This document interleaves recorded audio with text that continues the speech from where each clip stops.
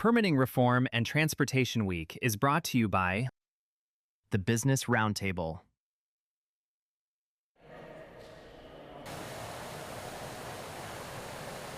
Good morning. It's Tuesday, July 14th, and this is 5:35 live from the Cannon Rotunda. I'm Susan Davis. Whether or how to regulate prediction markets is a debate raging across the country in state houses and here in Washington, D.C. Two congressmen who have concerns about how these prediction markets could affect national security join me now. Congressman Eugene Vindman of Virginia and Troy Downing of Montana. Thank you so much for being here. Well, thanks for having us. So let's back it up a little bit, because I think for some context here, back in April, there was an active duty service member who was indicted by the Justice Department for making prediction bets around the capture of Venezuela President Maduro. You both want to make sure that that kind of thing can never happen again. Mr. Vindman, I'll start with you. What are you trying to do here? Absolutely. So I spent 25 years in the Army, active duty, half that time as a JAG and prosecutor. So maintaining good order and discipline is critical to having an effective force. And so having soldiers and civilians that are privy to classified information and non-public government information that are placing bets is a betrayal of brothers and sisters in uniform. It puts the mission at risk. It puts lives at risk. And so this is about making it absolutely clear that whether this is new technology or not, prediction markets are only a few years old, that this is not appropriate behavior, and it undermines the unit, the mission, and trust in the fellow service member to the left and right of you. And if I understand this correctly, language you support is in the NDAA right now? Right now, it is actually a proposal to have the Secretary of Defense issue a general order or regulation, which would be punitive under the Uniform Code of Military Justice. So if a service member fails to obey that and uses information that they have and places bets in a prediction market, they can be subject to prosecution under the UCMJ. It's not in the NDAA yet, but this is just to issue the It's basically asking the Pentagon to take care of its own business. Yeah, and just to kind of parlay a little bit of what Congressman Vindman said there, we both served in uniform. We both have seen, what that looks like, and we know what it's like to go to war. We know how important that is to preserving this country. And we've already decided that a sports figure can't bet on whether their team wins or loses. We've already decided that, but this is such a higher level, because this can put lives at risk. This can put national security at risk. This can put this country at risk. This is such a higher level of effect if we're betrayed by somebody who makes a bet for personal gain on something that they may have an influence on changing. It's absolutely something that we need to get in front of. I'm really curious about both of your opinion on this, just because, as you both noted, you served. When you saw that news about the active duty Special Forces soldier being indicted, what was your reaction to that? Was it surprising to you? Oh, it angered me. Yeah. Outrageous. It angered me. I mean, everybody's talking about, insider trading, or like I mentioned, manipulating the outcome of a game or something. When you're talking about the lives of Americans, you're talking about national security, and having something for personal gain that can basically completely disrupt that. It angered me. I'm sure it did you as well. I was outraged to hear that it was a senior. But was it outrage in the I never thought this would happen, or it was only a matter of time before something like this happened? I think it was probably the latter. This is a new space, and it's obviously inappropriate. It's immoral. It's unethical. Now we want to make it clear that it's also illegal. Although I think there are probably other provisions that can be drawn on. But if you think about it, think about how this plays out. These are public bets, right? So they're completely open. A potential adversary can see bets being placed at the last minute and start to anticipate. And we're talking about hours, or a couple hours, a few days. That's all the time it takes to sort of place additional air defense assets or move troops around to make a mission much more dangerous to the service members that are executing it. Right, and just to add on a little bit to that, you asked on whether it was a surprise or not. nobody goes into the military without understanding. If you have access to information, the old saying, loose lips sink ships. I mean, there's nobody that goes into there that doesn't understand the ramifications of doing that. There's nobody that goes into the military that doesn't know that that's wrong. The fact that this individual did something so egregious is really, a light on the lack of character of that person, because they understood that was wrong. And we need to make sure we make an example of that so that doesn't happen again. Can you be more specific about how broad this ban would be? Does it affect everyone that works in the Pentagon, including civilian employees and contractors, which make up a lot of the Pentagon workforce? Yeah, so principally it affects any uniformed service member. So it would be an outright ban on using prediction markets on information that is classified or non-government, non-public governmental information. For civilians, it would be an order that if you violate could cost you your job. There probably is a place for additional legislation if necessary. It's something that we would look at to see if we need to specifically prohibit that kind of trading on classified information. I suspect it's already prohibited now, but it's not a wholesale ban on prediction markets. Like if you wanted to bet on the winner of American Idol, could they do that, or it's just related to any matter of national security? It's related to national security. I mean, we don't want to over-regulate a new market, a new technology. I don't think there's an interest in doing that, but this is about protecting American national security, our service members, and the trust and confidence that service members place in each other. Have you gotten any response from the Pentagon over this? I've not personally, but I've heard from a lot of colleagues that this is something that we need to do. Both of us, like I said, we both served in uniform, and we've got a lot of colleagues here that have also done that, so that has been part of the conversation there. Do you think that you would like to see more legislative language to sort of codify this into law, even beyond a Pentagon directive? Well, I think it should be. Well, and it's interesting because there's this line where everybody understands the repercussions if you have access to privileged or information, and not letting that out. Everybody understands. We used to have a SCIF, a secure facility for secret information, for classified information, and there was a big sign on the door that said deadly force authorized. Nobody walked to that SCIF without understanding the repercussions of letting that out. So anybody that has access on deployments, on troop movements, on actions, on anything that's secure information should be covered by this and should be prohibited from this, because again, this is something that's beyond a monetary loss. This is something that can affect this entire nation. Do you see this as sort of a tipping point event? Because when I look at this situation, you can kind of see how this could happen across basically every branch of government. You could see Justice Department lawyers betting on outcomes of cases. You could see members of Congress betting on outcomes of whether the NDAA will become law and when. Right. I mean, how much does this sort of new world worry you, and how much more do you think needs to be done here? Well, I think it falls in the same line that is another conversation that a lot of my colleagues are having on what are the implications of insider information on using from trading stocks for making financial decisions. What are the implications there? Obviously, we have laws prohibiting that, and that should also extend to making bets on that. If you have inside non-public information about the bet that you're making, I think that should be prohibited as well. Yeah. So I think that we need to start looking at broader ideas on where we put those sideboards and what you can and cannot do. Yeah, so I mean, the letter to the Secretary of Defense on specifically preventing service members and DoD employees from trading on this information is one effort. I have a separate effort I'm leading to ban this type of activity for members of Congress and family, similar to the stock trading ban. Sure. And the idea is simple, is that there's a trust deficit between the American people and members of Congress.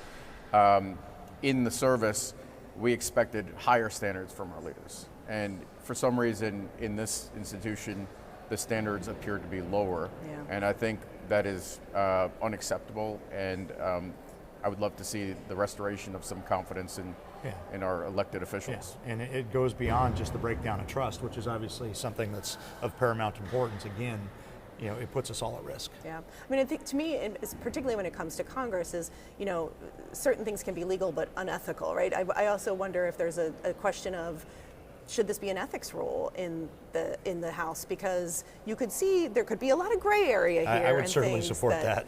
You would. Yeah, I agree. Do you have any concerns about how these prediction markets are regulated more broadly? Right now, they're regulated under the CFTC as a financial commodity, and there seems to be some debate over whether that's the appropriate oversight body for this. I don't have any concerns because I'm on the Ag Committee, and the subcommittee that I am the vice ranking member is the Commodities Subcommittee. So my subcommittee regulates this. I think we can do an appropriate job in that subcommittee.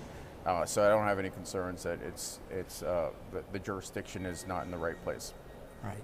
Yeah, I think that there are a lot of folks looking closely at this, and whether it's under, as a commodity or as gambling, as long as we have clear rules of the road, I'm comfortable with that. I'm also curious about, and again, this goes not to the legal, but sort of how these prediction markets factor into our political life now. There's a lot of conversation about how they could play in, say, the 2028 presidential election.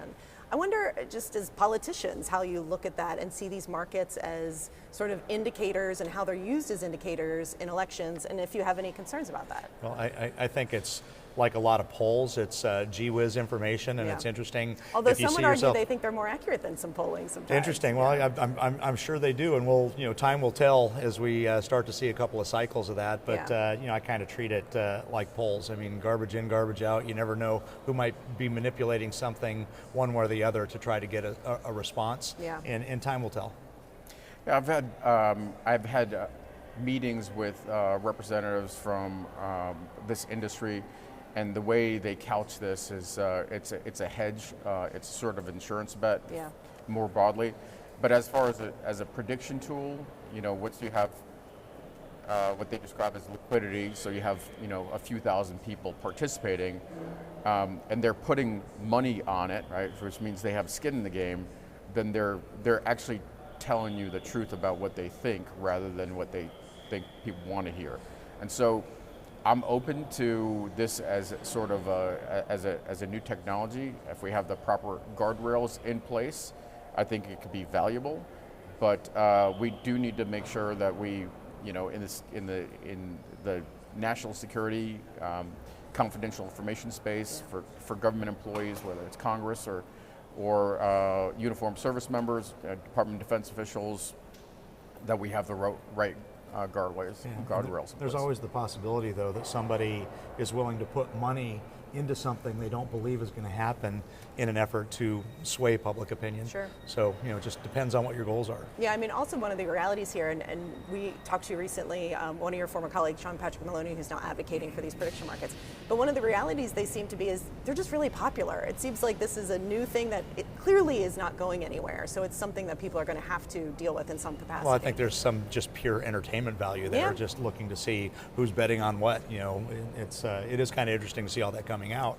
And, my opinion, to each their own, but when it starts to affect things like insider trading or manipulating an election or national security, then that's our role, in my opinion. Yeah. So somebody that's not a consumer, I don't trade in these products, but I do pay attention to them. Again, I think there's some value to them, but where I'm concerned is that they're regulated. There are some offshore markets, and they're completely not regulated. So, for instance, you could place bets on whether the U.S. is going to seize Karg Island, which is in, right now off the coast of Iran, on whether American pilots that are down are going to be rescued. That is completely inappropriate as far as I'm concerned. The markets that are in the United States that can be regulated, that can be controlled, I think are where we should, we should apply effort to that and completely restrict access to the extent possible to those offshore markets. Yeah, thank you for making that distinction, because I do think it is worth noting, just for clarity, that soldier use poly market, which is not a domestic U.S. prediction market. Also, I should note that he has pleaded not guilty to those charges. Have you had any conversations with senators about this? I imagine your position on this is widely shared among senators in the national security space as well. I have not had direct conversations yet with senators. But. No. Can I step back more broadly too, just looking ahead to this week?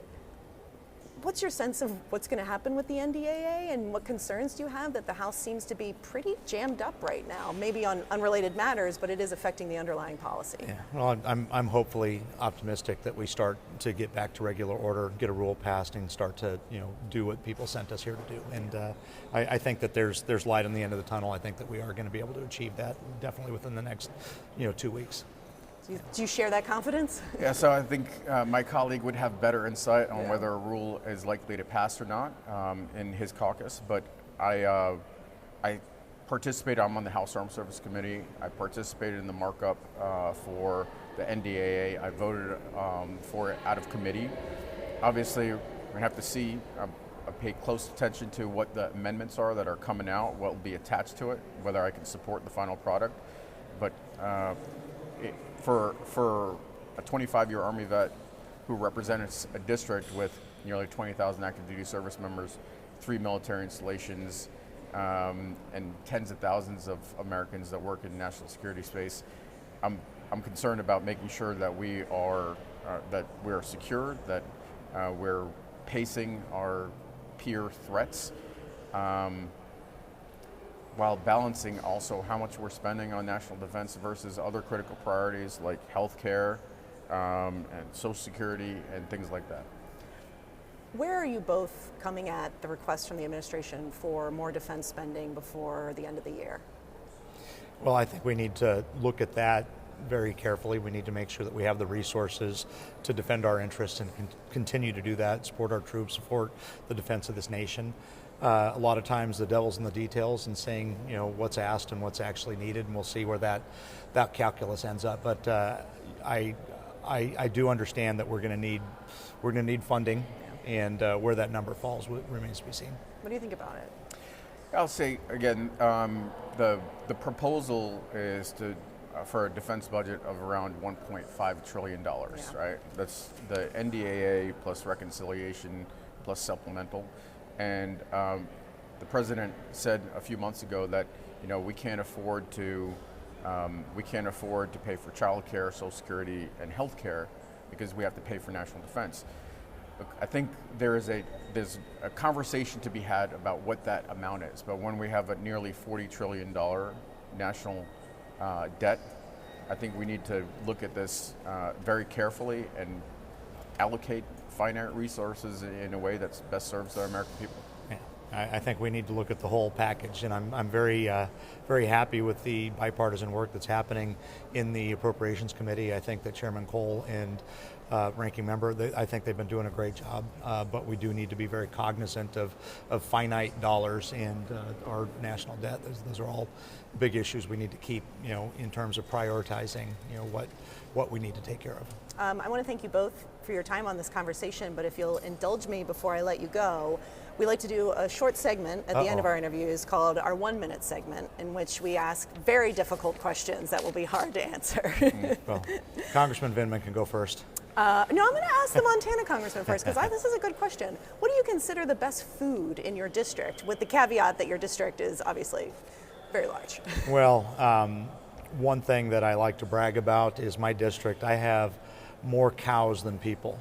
So my constituents are mostly bovine. So, if you're not eating steak in Montana, you're missing out, because we grow we produce some of the best beef in the world, and I'm really proud of my ranchers that produce that. And you want a good steak, come to Montana. What are you going to eat in your district? We also have cattle and corn and wheat, and we have a very large ag industry in my district and across Virginia. But there's a great taqueria that I recently discovered, and so I'm a big fan. You can't say each other. I'm going to preface this, but can you name someone who you would consider one of your favorite people on the other side of the aisle? Oh, boy.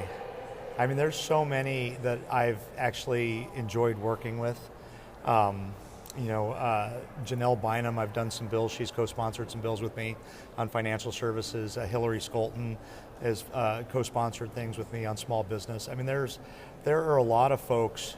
People get focused on kind of the loud fringe, but there's a lot of folks that are here to get good policy through, and you identify them quickly and say, okay, this is somebody that we may not agree on everything, but we can get things through. And I think I've identified quite a few of those where we actually are working together to deliver for the people that put us here. Well, I don't have any permanent favorites. I mean, currently I was going to say it Troy, could be a but that's rotating okay. list. I get that. That's I have okay. that in my own life. So I, in seriousness, I've introduced something like 60 bills, 45 of which have been bipartisan. So I have a number of colleagues on the Republican side that I work with closely to fix important issues, whether it's certain new classes of narcotics or ag issues, veterans issues. I would say there's a handful of folks that I work with on a regular basis that are good folks.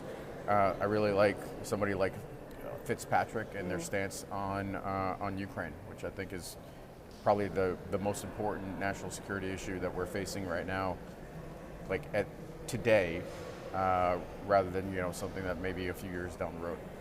If you were given the ultimate power to fix one thing about how Congress worked, what would you focus on? I started the last time. I would say,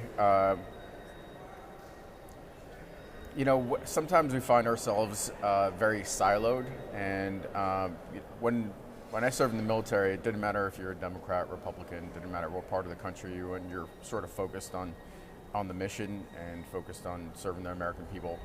I think the sort of partisanship, party alignment that I find here, and sometimes even the lack of civility are problematic. So, I meant to ask you earlier too. I think it's very interesting that you, I don't know if you've introduced the legislation, but you support the idea of banning members of Congress from becoming lobbyists after they leave Capitol Hill.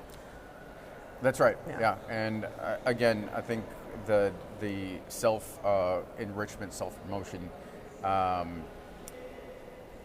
motivation should not really be a factor in public service. It was never a factor in my military service, and I guess in some contexts this is even a higher office. It's a constitutional office, certainly, and so those extraneous motivators, to the extent that we can remove them and get the right people that are focused on the right things, I think is a good thing. I'm going to ask you one more question, then I'm going to let you go. This is the hardest one of all. What's your go-to karaoke song? It's got to be Baby Shark. I'm kidding. No take backs. Top that one.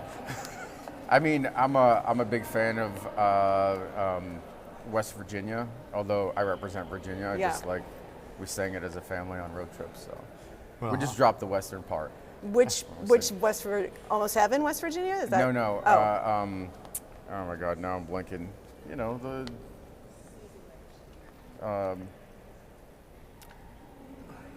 I can picture his face, but he's a 70s singer. I'm not sure. You don't know the West Virginia? John Denver. John Denver, almost, Is that what you said? Yeah, Oh, Almost I Heaven, missed- West I missed what you Virginia. said, yes. Also one of the songs for the Team USA in the World Cup, which I've been watching a lot of. And I have to add a little color too, because I have a brand new 4-month-old granddaughter. So children's songs are starting to pop up in my life again. Yeah, I'll send you my playlist. Congressman Downing, Congressman Vindman, thank you so much for your time. Thank you. Yeah, thank you. We have to take a very quick break, and we will be right back.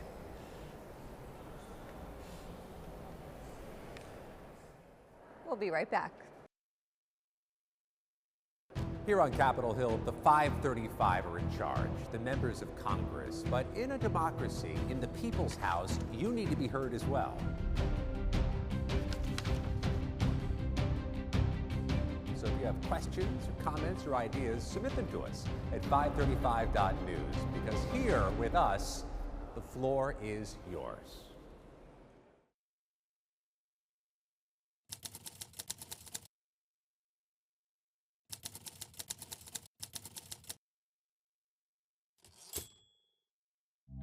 For all it takes to be a property owner and the prosperity that comes with it, you have an alliance working for you.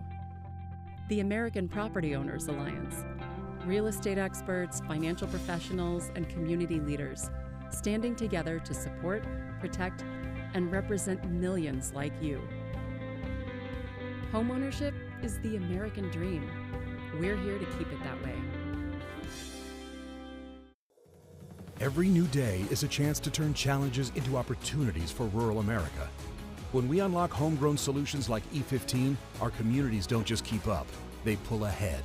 E15 isn't just a fuel, it's lower prices at the pump and homegrown energy that keeps America strong. Congress, deliver E15 year-round and fuel the comeback. Grow markets for farmers, shrink costs for consumers, fuel a win for all Americans. $1.5 trillion is parked on the sidelines. Projects that would help create good-paying American jobs are stuck in years of burdensome reviews. Permitting reform would unlock over 650 major U.S. infrastructure projects, from new roads and bridges to bringing more energy online. With faster, more efficient permitting, we can unleash America's economic potential. Let's move from waiting to building. Ready, set, let's build. There are moments that shape an organization's future. A policy shift, a crisis or investigation, a market shock. When that moment hits, the clock starts. Markets move in minutes. Regulators, employees, and customers respond instantly. Narrative helps leaders respond with pace, engage stakeholders with precision, and position brands with perspective. So when challenges emerge, you can navigate complexity and lead with clarity before the narrative is defined for you. We are Lions International, one association of global volunteers, one foundation for humanitarian grants, shaping the future, one act of kindness at a time. We are on a mission to improve health and well-being, to strengthen communities, to serve a world in need. We are Lions International. To learn more, visit lionsclubs.org.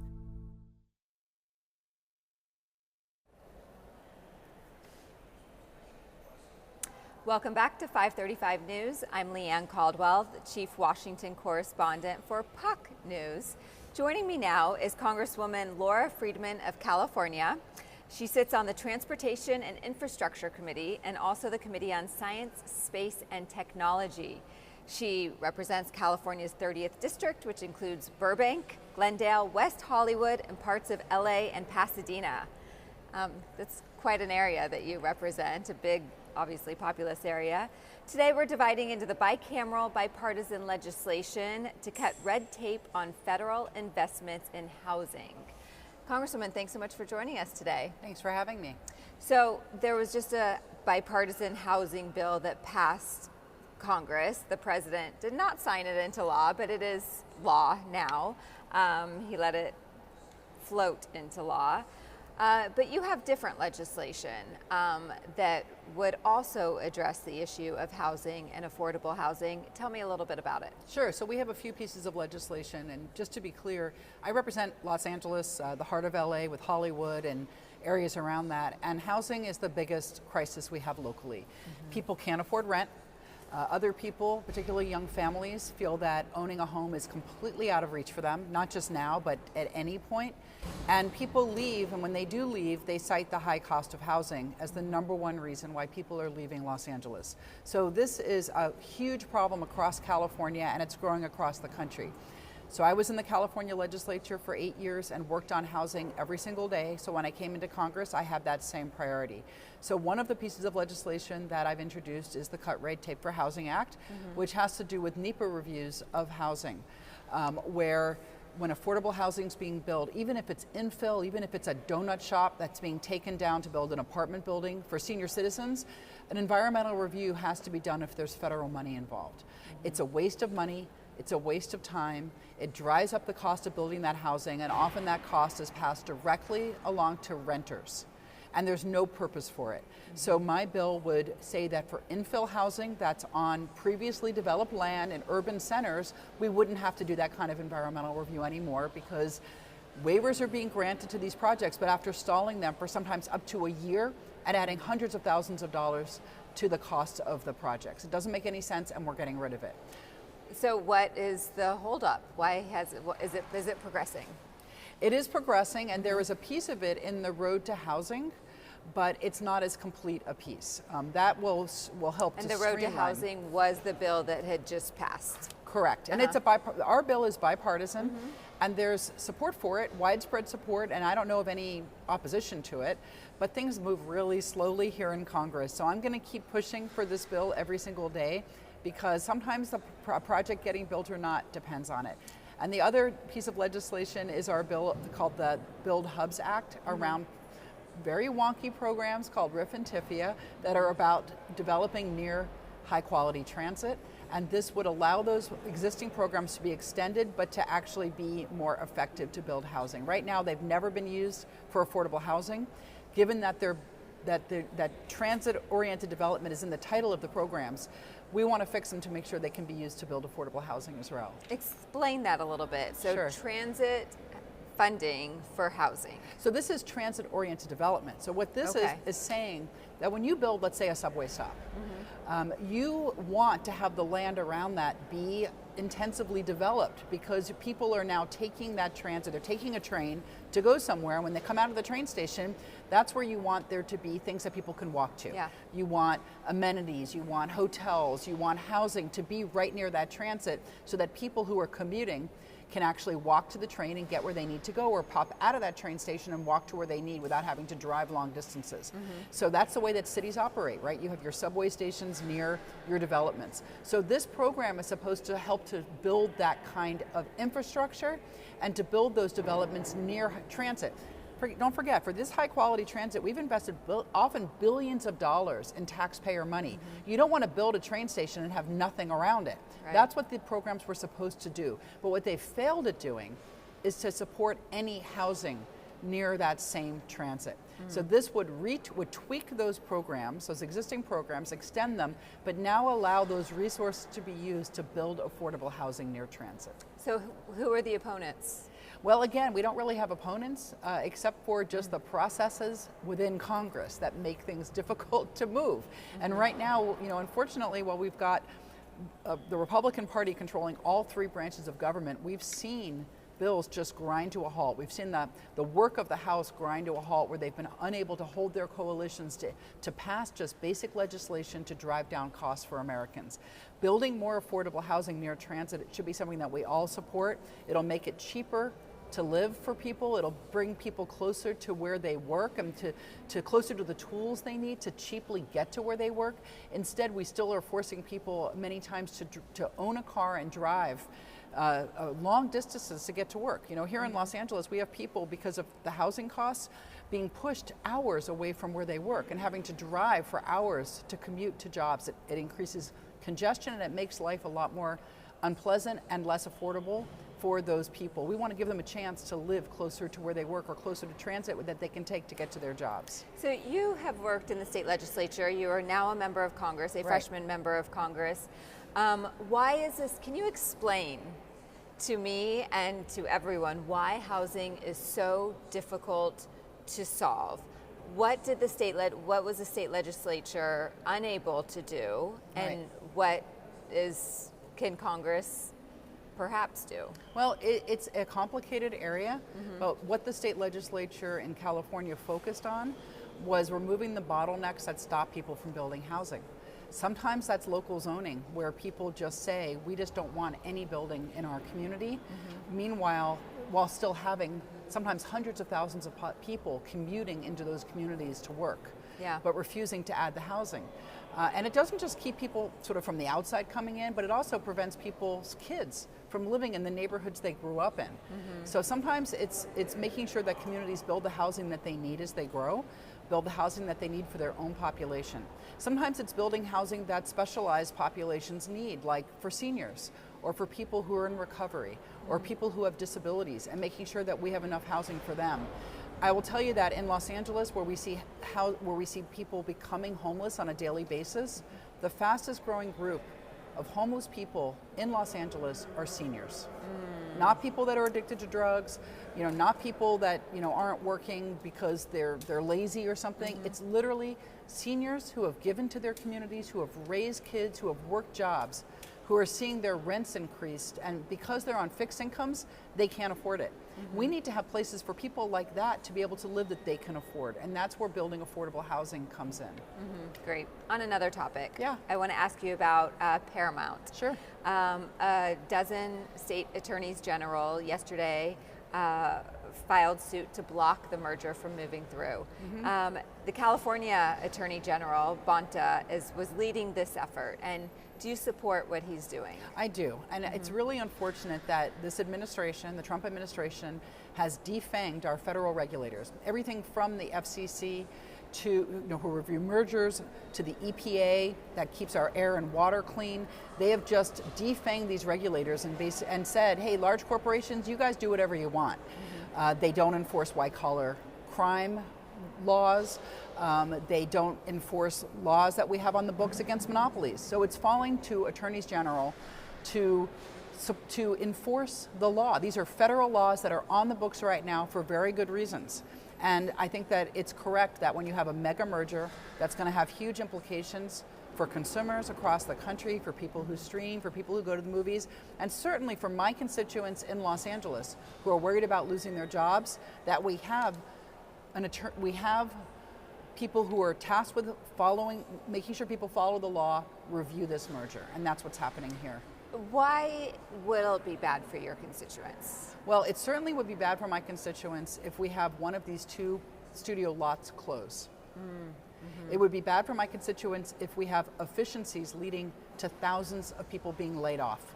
It will be bad for my constituents if the creators who rely on being able to pitch their shows, pitch their movies to studios now have less of those operations open to fund productions. It'll be bad for my constituents if we have less production happening in Los Angeles and less sound stages working and less productions being made. It doesn't just affect the people that are directly employed behind the cameras. It also affects the coffee shops and the caterers and the dry cleaners. It has ripple effects all across our economy. And in a time when Los Angeles is struggling to rebuild after devastating fires that destroyed thousands of homes, if at the same time those people lose their jobs, it's catastrophic. There's a lot of skepticism that this effort is going to be successful. Where do you stand? Is this a stalling technique? Well, I can't speak for the AGs that signed on to this, the 10 AGs across the country that signed on to this. But I will tell you that there's a reason why we have laws against monopolies. Now, I'm not going to tell you in advance whether this creates a monopoly or breaks those laws, but whether it's the healthcare industry or the auto industry or the entertainment industry, we don't have capitalism that works fairly. We don't have a fair platform for all businesses if we allow for corporate consolidations to gobble up every independent business. It's bad for everyone, certainly bad for employees and workers, but it's also bad for consumers. There's a reason why we broke up Ma Bell back in the day, because we recognized that it was terrible for consumers to have just one company delivering all of the phone service in this country. And we had laws as well about the entertainment industry to say we need a plethora of voices. We need to make sure we don't have just one news channel or 3 news channels. We need a variety of news channels. We need a variety of different production companies out there. And we certainly need for television stations to be able to negotiate with more than one content creator. So there are reasons why we have antitrust laws in this country, and we need to strengthen those and not erode them. You led a letter with 34 members of the California delegation opposing this merger, supporting Rob Bonta, the Attorney General. To be clear, it wasn't to oppose the merger. It was saying that we should evaluate the merger to make sure that it doesn't break the law, and that's a fundamental difference. I'm not trying to pick on one company or another in any of this. I want to make sure that we don't end up with a giant monopoly that ends up in 5 years, we look back and say, boy, that was terrible for consumers. Look how expensive our streaming service is now. Or look at how few choices we have to go to the movies. Or look at the fact that we now have 2 studio lots or 1 studio lot sitting vacant in Los Angeles. That's what we need to make sure going into advance, that this is not going to be a net negative for I guess my point is that the California delegation is active on this, but you don't hear about it much else outside of California.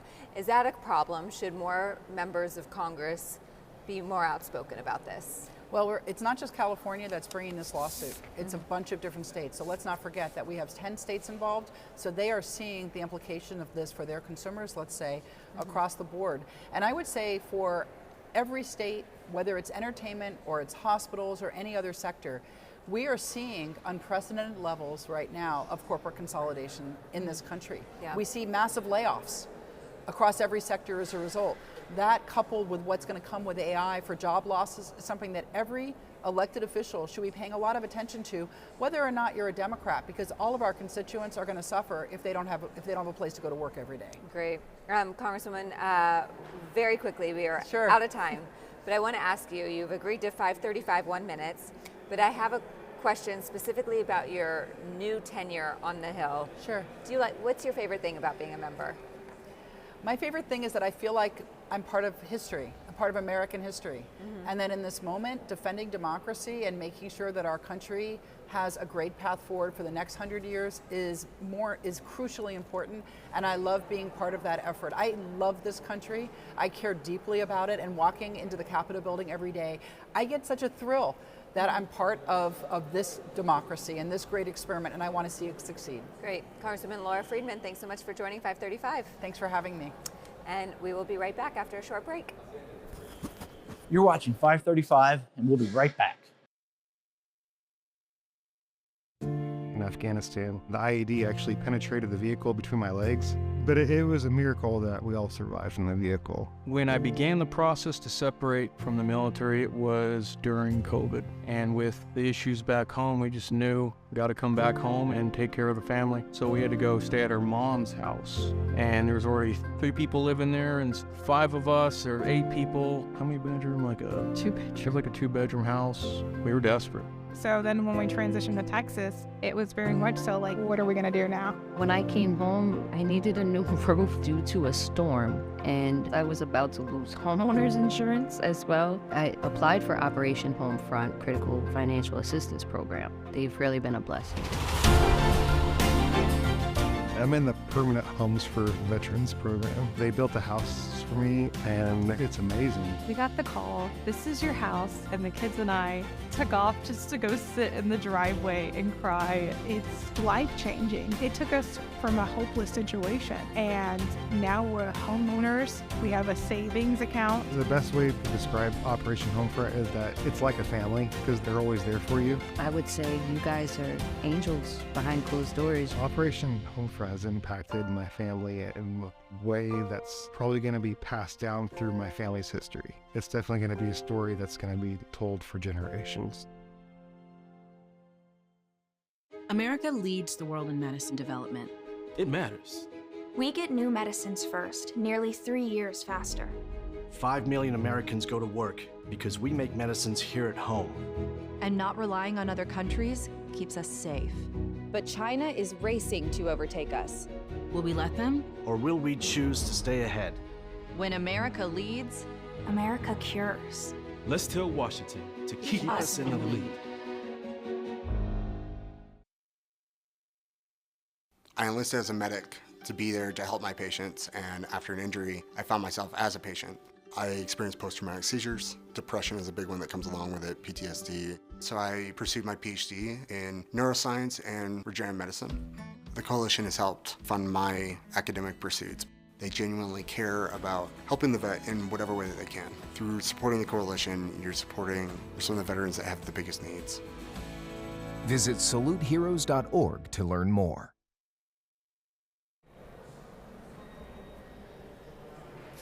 Welcome back to 535 News. I'm Leanne Caldwell with Puck News. As more young Americans are interacting with chatbots, the more dangerous those interactions can become. 2 House members have joined forces from each side of the aisle to try to address that. Joining me now are Republican Congressman Blake Moore of Utah and Democratic Congresswoman Valerie Foushee of North Carolina. Congress people, thank you so much for joining us. Thank you for having us. Thanks for having us. Yeah, of course. Okay, so let's talk about this legislation. There is a lot of efforts to try to rein in what is happening online with young people. So you all are focusing specifically on chatbots. First of all, before we get to the legislation, tell me, how did you two join up together? Congresswoman, you go first. Well, I would say that because we have this interest in protecting our children, and we understand that Congress needs to be on the forefront of making sure that we are protecting our kids, we were able to join forces. How did you guys meet? Right, so I mean, given the fact of North Carolina and Utah, both tech-centered states doing a lot of tech innovation, but also, I mean, Utah's the youngest state in the nation with obviously a younger population and a need to make sure that we're protecting children from some of the ills that come from this. Our teams work really hard on kind of coming up with these strategies and talking to each other and putting us in touch. So Congressman, tell me the nuts and bolts of the bill. It's very simple, right? We want to make sure that companies are being responsible when they provide AI chatbots, particularly when they try to mimic any type of personal relationship, even a romantic relationship. We want to make sure that that's not at all, in the world of children to be fooled by this.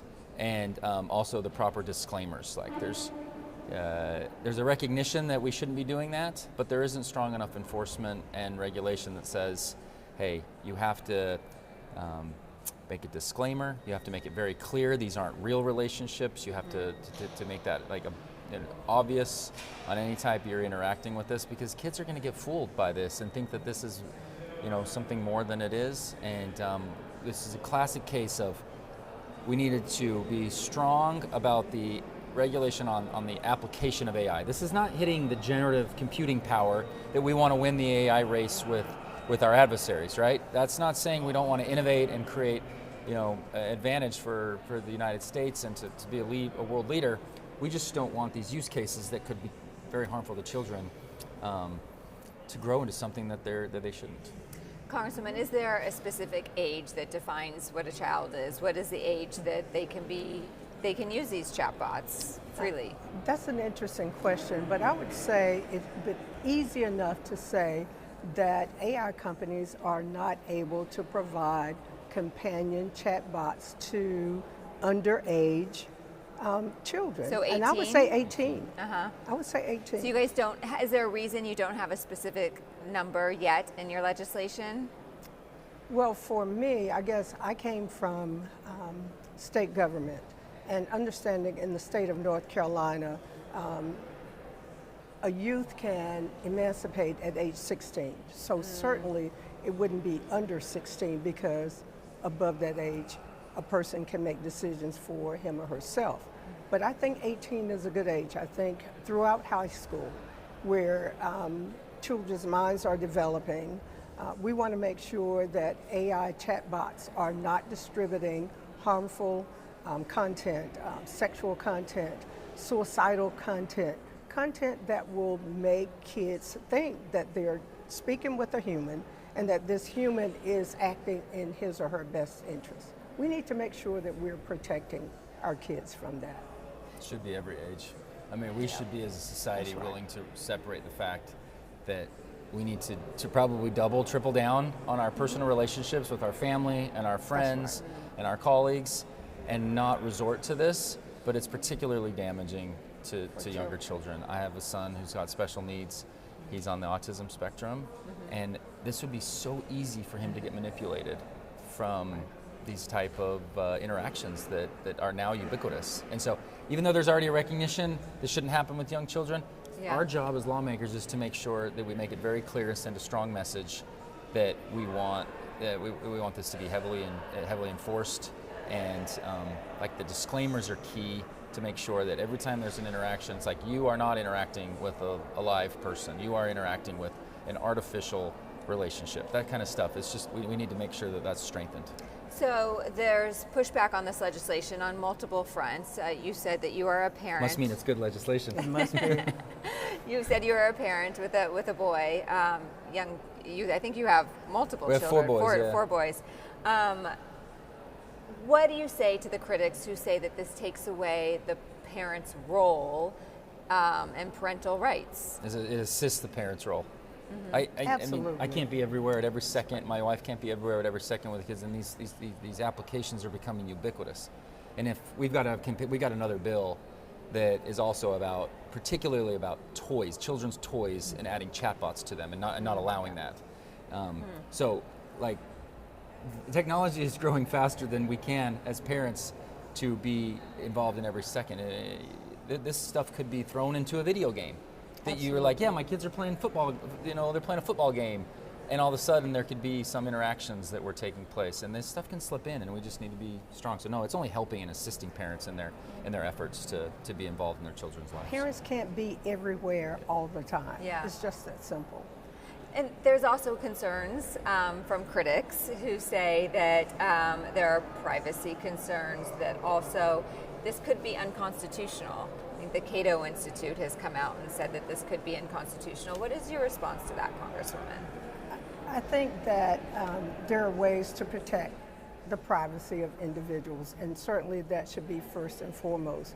But to be able to ensure that people's identities, their chat logs, those types of things are not being distributed or used in other ways that don't benefit them, we can make sure that there's regulations that prohibit that kind of use. But to say that we are not going to protect children from these opportunities to interact with non-humans. I had a family come visit me whose son committed suicide after having a relationship with a chatbot. And so certainly I can't sit idly by and think that there's not something that we should be doing. Maybe this piece of legislation doesn't do everything, and maybe there are things that we can do to tweak it later on, but we have to do something. And we're behind the 8 ball in doing something. This is already passed in broad bipartisan support. That's right. The companion version in the Senate has already passed committee, and they care about the same privacy issues that we do in the House, right? The bill, so it's already got a proven track record. Sometimes we like to get out ahead of it on the House side and send over the stuff to the Senate. This is a case where the Senate was out ahead of this one, and we're running this from the House side, and it cleared all those hurdles of privacy from some very, very privacy, constitutionally minded senators as well. So, like, we can do both. We can do both. And this toes a really good balance between making sure that we're being thoughtful about new emerging technologies and only keeping it to a use case, right? We're not making this so broad. We're making this very specific that we don't want this to become so manipulative to kids. Congresswoman, you said that we are already behind the 8 ball on this, as children have already suffered, and I'm so sorry about the loss of your family member. Congress has been unable to legislate hardly anything when it comes to internet use, even with children.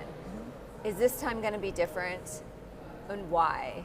I have to say yes, because I do think that there's widespread support to protect our kids, and maybe we're not all on the same page right now as to how we do that, but I do believe that with this piece of legislation we have great support. It is bipartisan, and I think that it is the bill that will move because it is bipartisan and bicameral.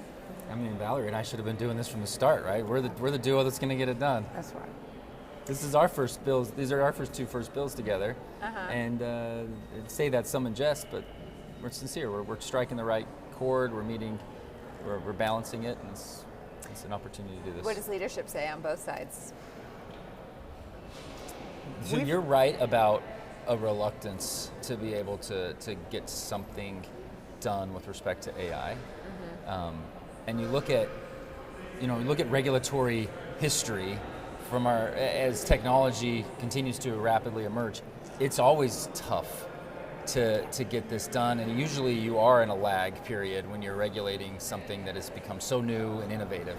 So we're still suffering from that same concept, but I do think, at least from my perspective, that there's a recognition that this can be harmful to children, and that's a different perspective from leadership. And we're being very clear. This is not, the most important aspect is, to win the AI and innovation race, like, we're not trying to go and regulate or clamp down the ability to compute more more quickly.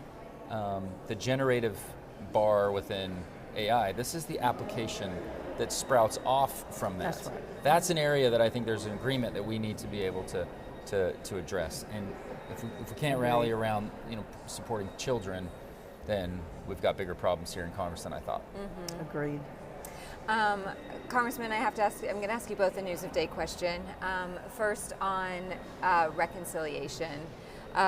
Has Speaker Johnson announced what is going to go into that bill, and what are the prospects of it, of 3.0? There's lots of conversations around what's ultimately going into it. It has not been released yet. As I understand it, we're going to try to mark it up this week in Budget Committee. But we have all the parameters, and we're just trying to decide on what is going to be that portion that can have success. So it's still unclear. Do you think that this is going to unite the party or be very difficult? If we meet the right sweet spot to be able to accomplish something important, it can definitely unite. So. And does it undermine the appropriations process by moving more funding through reconciliation? We're sensitive to that. Chairman Cole's very sensitive to that, and so we have to. That's part of meeting the moment and making sure that we're hitting the right spot. So, yeah, it'll be a uniting factor at the end of the day. And Congresswoman, I know that there's an amendment coming up this week, potentially this week, by Thomas Massey on ending funding for Israel. This is also something that has been very difficult for the Democratic caucus. Leader Hakeem Jeffries put out a letter today saying that he does not support it. Where do you stand, and do you agree with Leader Jeffries' position on this? My position is developing. I tend to be leaning yes to support it. To support it. Do you think that Jeffries should also support it? I think that Leader Jeffries represents a constituency that is not mine. Great. And you both also have agreed to 5:35 1 minutes, which are a little bit more lighthearted questions. So I'm going to ask you, Congresswoman, I'll start with you first. Since you are from North Carolina, I went to college in North Carolina. I went to NC State. Okay. What is your favorite restaurant in your district? My favorite restaurant right now is Tanya's Cafe. What kind of food is it? It is soul food. Congressman, what about you? And it's also my cousin. Oh. Table 25 on historic 25th Street in Ogden. Table 25. Okay, so it's a mixture, but it's got one of the best burgers ever. French dip. It's got a variety. It's a really good friend of mine. What was cool about it is he told me he was going to start a restaurant 10 years before he did, and he started a restaurant. And his wife run it. It's sensational. Oh, that's it's a cool amazing. story too. Do you ski? Yes. What's your favorite mountain? Snow Basin. Oh, really? Yeah. Well, that's actually where the Olympics downhill and the Super G and everything is. So it's an awesome mountain. There are a plethora of really amazing ski opportunities, though, all within 40 minutes from the airport. It's pretty great. What is your favorite recreational thing to do in your state? Because North Carolina has a lot of them too. UNC basketball games? Actually, I'm an avid walker. An avid walker. Do you guys have good trails in your district? We do. We have a great one right near my house. It's called the River Walk. And it's a walk along a river. What is the best? I've walked in North Carolina too, 18 holes. And that is a really great way to experience North Carolina. A lot of golf in North Carolina. Yeah, it's a great walk too. That's right. Sometimes a frustrating walk though, as well. Have you walked with the president in North Carolina 18 holes or anywhere? No. That's a good question. What is the most challenging part about being a member of Congress? I think the most challenging part right now is hyper-partisanism. That's challenging. Yeah, what's the way beyond it? The way beyond it is to do what the congressman and I are doing right now, finding common goals, common points of intersection as it relates to the people we serve, and then pushing towards those goals. What about you, Congressman? What's the most difficult part of Congress? Just finding an ability to be productive, because there's a lot of gridlock. Gridlock for gridlock's sake, that's frustrating. Gridlock for good, strong debate and being in an impasse, that's fine. That's why this this democracy. This is how we were. This is how this republic was set up. But gridlock for gridlock's sake is really frustrating. I've been able to find a really productive lane by finding members that we can pass bills that will have survivability in the Senate, because their rules are a little different than the House rules, and looking for more opportunities to do that is the way out of it, and we're doing that right now. Yeah. Well, Congresswoman Valerie Foushee and Congressman Blake Moore, thank you so much for joining us today. Really appreciate it. Good luck on your legislation. Thank you. As a mother with a child, I too, hope that there is progress on It's this. important. Yeah, because even if I don't even let them use phones, but through school they have access to their laptops. Can't be everywhere. Yeah. Anyway, thank you so much for your time today. Thank you. It's good to see you. Good to see you. Thanks for watching 535. We'll be right back. You're watching 535, and we'll be right back. For all it takes to be a property owner and the prosperity that comes with it, you have an alliance working for you. The American Property Owners Alliance. Real estate experts, financial professionals, and community leaders standing together to support, protect, and represent millions like you. Homeownership is the American dream. We're here to keep it that way. A simple blood test can detect Alzheimer's years before symptoms appear. Congress can connect Americans to early, accurate dementia diagnosis by supporting the bipartisan Alzheimer's Screening and Prevention Act, allowing Medicare to cover blood-based Alzheimer's screening. Congress has acted to cover mammograms and other life-saving screenings. Now it can redefine Alzheimer's care, unlocking early detection and access to FDA-approved treatments when they work best. Congress, it's up to you. Paid for by the Alzheimer's Association.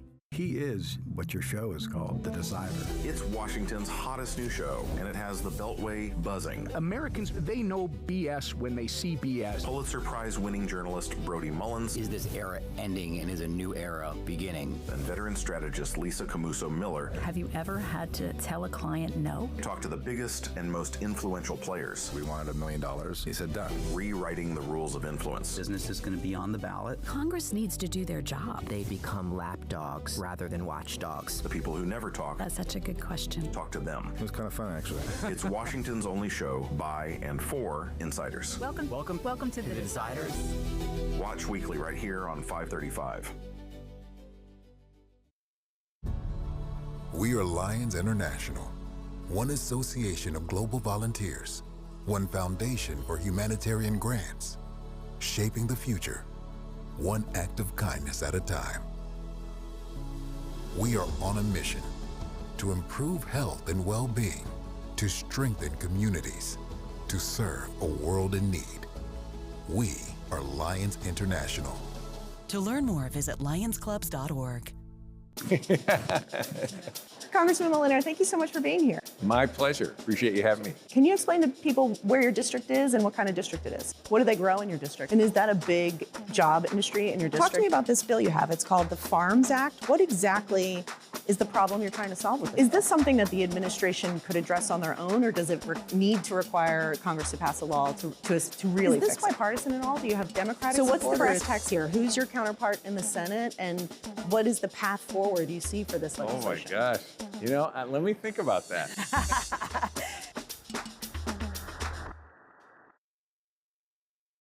You're watching 535. This is 535. You're watching 535. You're watching 535. You're watching 535. We're live from the Capitol, and 535 starts right now.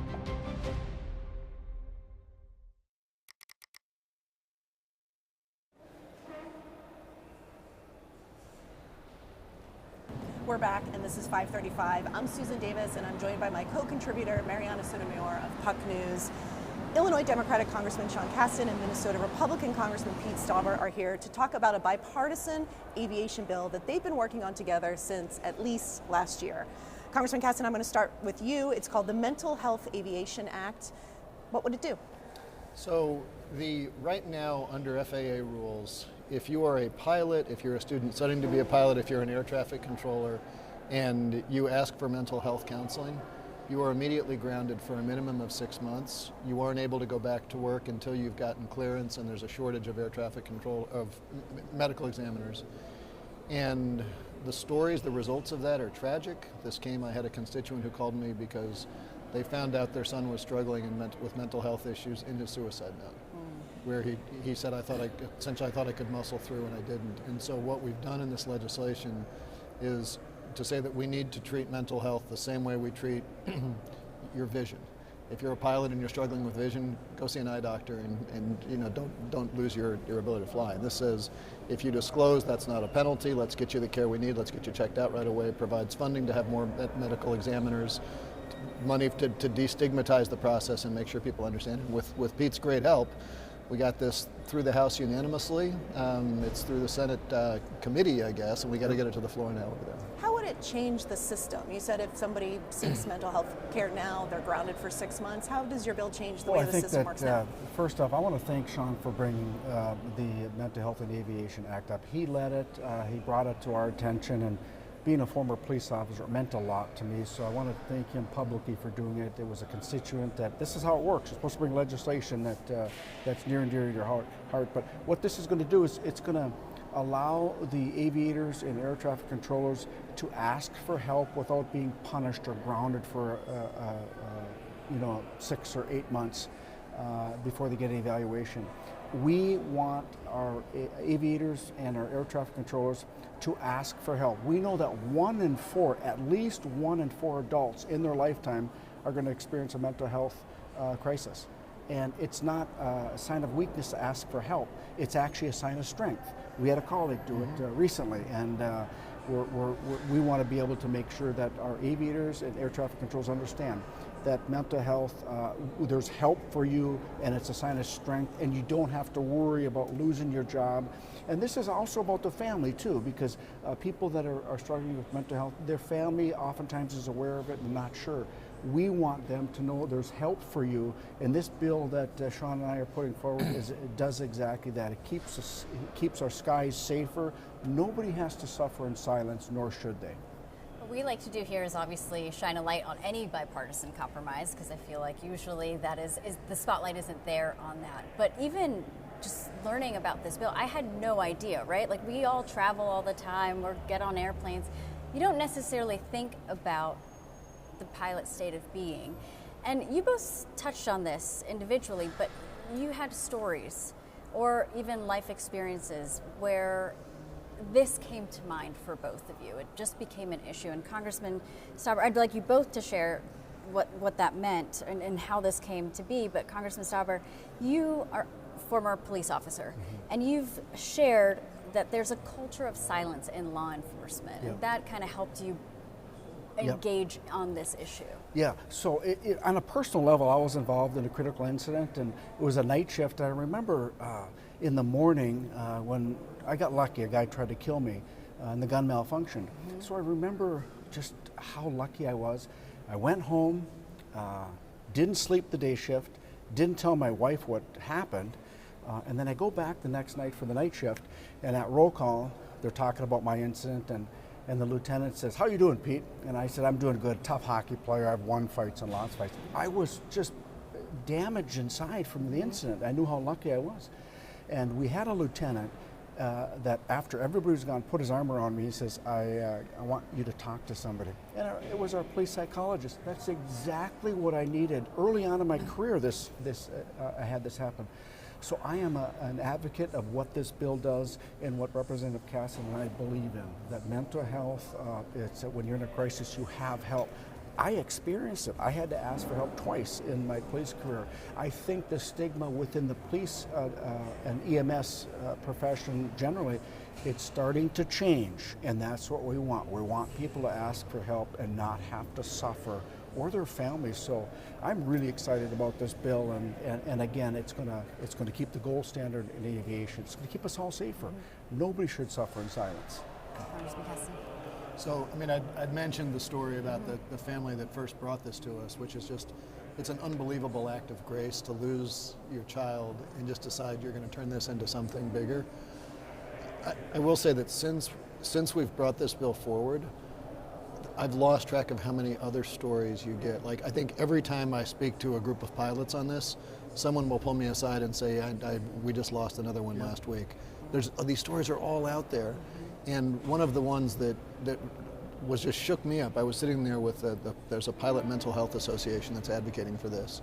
And within the pilot unions, they're all aware of this, that you don't know who to call. And so they've sort of developed these little loose networks to try to help each other out, but recognizing that if you call your supervisor, you're in trouble. And so I said to one of them, I said, okay, what happens if you're, in a really stressful situation on the plane? Let's imagine you're the Alaska Airlines pilot where the door flew off the back of the plane. Right. Like, you would be legitimately stressed when you hit the ground. Is that a permanent issue? Is that just something you need a day off? You'd like to be able to go to your boss and say, hey, like Pete did in his line of work, to be able to say, I need a little help. And one of the pilots said that he, not on the Alaska Airlines flight, but he said that he'd been involved in a situation similar to that, and the first call he got when he hit the runway was from the scheduling agent telling him what gate to go to next. That was the first call that he got from the FAA. He said the second call he got was from another pilot who had heard what was going on and was currently on his off time in Guam, and he picked him up and he said, you probably need someone to talk to right now. And so he got someone to talk to, but this wasn't a medical professional. This was just people who knew that, in this culture, there needs to be some, something other than self-medication in the Premier Lounge. Yeah. Right? Yeah. Do you see that part of this legislative effort is to change what you say is the culture? Because it does seem like there are resources for people in these industries. It's just the fear of seeking them? Well, no, there's not resources, unfortunately. The FAA, and I say this with a lot of respect for the FAA, but there's a certain amount of cover your butt going on, because I think particularly after that Germanwings crash, they're keenly aware that if a plane goes down and a pilot is in the plane who had a record of mental health, they could be held accountable. And so there's this sense of like, well, if we don't know about it, then our butt's we're not covered, liable for it. That's right? interesting. And so, and part of the reason why we've had to also provide resources for this is, number one, that's created this culture within the FAA of sort of don't ask, don't tell. But number two, there just aren't enough aviation medical examiners. So right now, a part of the reason why there's this 6-month delay is that it just takes that long to find someone with the resources and the qualifications to meet with you. So what we're saying is, like, you have to provide resources to immediately get people checked out, right? If I say my vision's a little blurry, don't put me in the plane, but if you can get me some corrective lenses, like, that's fine. Maybe you can treat this with a quick bit of talk therapy, maybe you can treat this medically, but get them the resources they need, to stabilize them right away. And then make sure that we have enough aviation medical examiners that they can get the help they need right away, not wait until the pipeline's full. So we really need to restaff that up. And there's money in the bill to do just as we talked about, more medical examiners. And we did provide some additional funds to say, which gets to the culture question you asked, of just marketing this, because I think, the sense I got, obviously the pilots who talk to us are very grateful about this. Yeah. I am sure there are some pilots who feel stigmatized, who don't want to share it. So we've tried to say, let's put some marketing out just to let people know these are the new rules. This is the culture we want to create. Is there anything in the bill as well that deals with accountability? Because sometimes we see, a piece of legislation pass. You have all this money that goes towards, hiring medical people and like a number of other places where this could help the issue. But then there's that question, and you just mentioned of, the stigma. It takes a long time for that to go away. Is there any accountability or check-ins that the FAA has to report to Congress, or Congress making sure that the FAA is respecting pilots if and when they come forward, and making sure that they don't get punished if they do find themselves in an incident? I don't know, I speak for you. I've never seen an administration that didn't carry out the will of Congress. Fair, fine, that's fair. That's why it's so hard. It's hard. So I to Sean's point, the accountability is not only with the air traffic controller or the aviator, but also with the FAA. We have to bring the funds there, and we as society and the culture in aviation have to look out for one another. And again, understand that a mental health crisis it's not the end of the world. There are professionals, and we've added money to hire more professionals, medical examiners and psychiatrists, to help us through these moments in our life. Again, 1 in 4 adults, one of us sitting at the chair, will experience a mental health crisis in their life. It's not the end of the world. There's help for you, and we want. And Sean and I talked about this. The next individual that takes their life because of this, it's too many. It's wrong, and we're passionate about that. And I give Sean credit. He brought this from a constituent. He's a good legislator. It was a constituent conversation. He brings it to the halls of Congress. We pass it. We have to get into the law. And again, I've said it many times. I'm proud to be able to co-sponsor with Representative Casten.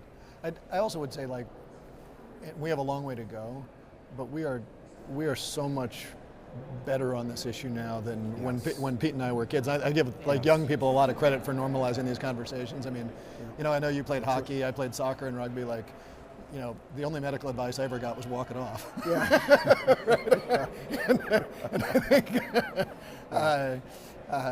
and I think I think the young people have normalized a lot of these conversations, and even, I don't know what you feel in your old police station, but when I go to police stations in my district, everybody is very keen to point out that they've got, that they understand that there are people there who see traumatic events, on a much more frequent basis than the average person, and they need those resources there. Can I ask you about that, though, on sort of the other end of that? And I have two brothers who are police officers who have very openly sought treatment for PTSD, so I'm very familiar with this issue. But do you agree that not all professions are created equal, and that a profession like a police officer or a pilot, where you are responsible for life and death, is it fair to expect that they should have a higher standard of mental health in the line of duty while flying a plane, while carrying a gun? So, sure. But there's one question of, are you in a healthy place to do your job, mentally and physically, right? You're going to, fitness tests and, all the other things that you're going to have. It's a separate question to say, if you need help, can you ask so that we can get you checked out and not trigger, because when you talk to a lot of these people who are, there's one pilot who's been very active in helping us out. He's been grounded for 2 years because he was going through a really difficult divorce and was in a difficult situation. He said 2 years later, that's all in the rearview mirror, but I still can't get my pilot's license back because I asked in a moment of vulnerability. These are not, a lot of these people who are struggling with these issues, this is not a permanent disability. Sure. It's just something where they need some help to get back on track. Quickly, how does the airline industry feel about this legislation? Well, I think that, I'm hoping they think it's really good because this helps us increase the gold standard here in our aviation sector. Our aviation is a very safe way to travel, and this is just going to enhance it. I don't believe anybody should suffer in silence, and I believe the airlines think that as well. Nobody should suffer in silence. This is only going to help aviation increase the safety, and it's going to help, again, it goes back to families too. It's going to help the families, and that's important to both of us. I would also just point out that you don't get things unanimously through the Committee of Jurisdiction in the House, unanimously the floor, and unanimously through the Committee of Jurisdiction in the Senate if there's activist groups that are out there that are opposed. I want to thank you both for your time talking about this issue. If you'll indulge us, in the couple minutes we have left, we do a little segment called 1 Minute in which we ask you some non-policy questions. Okay. Mariana, would you want to start? Yes. Okay. What is your favorite karaoke song? Do you all dabble in karaoke? Peaceful, Easy Feeling by the Eagles. There you go. Interesting.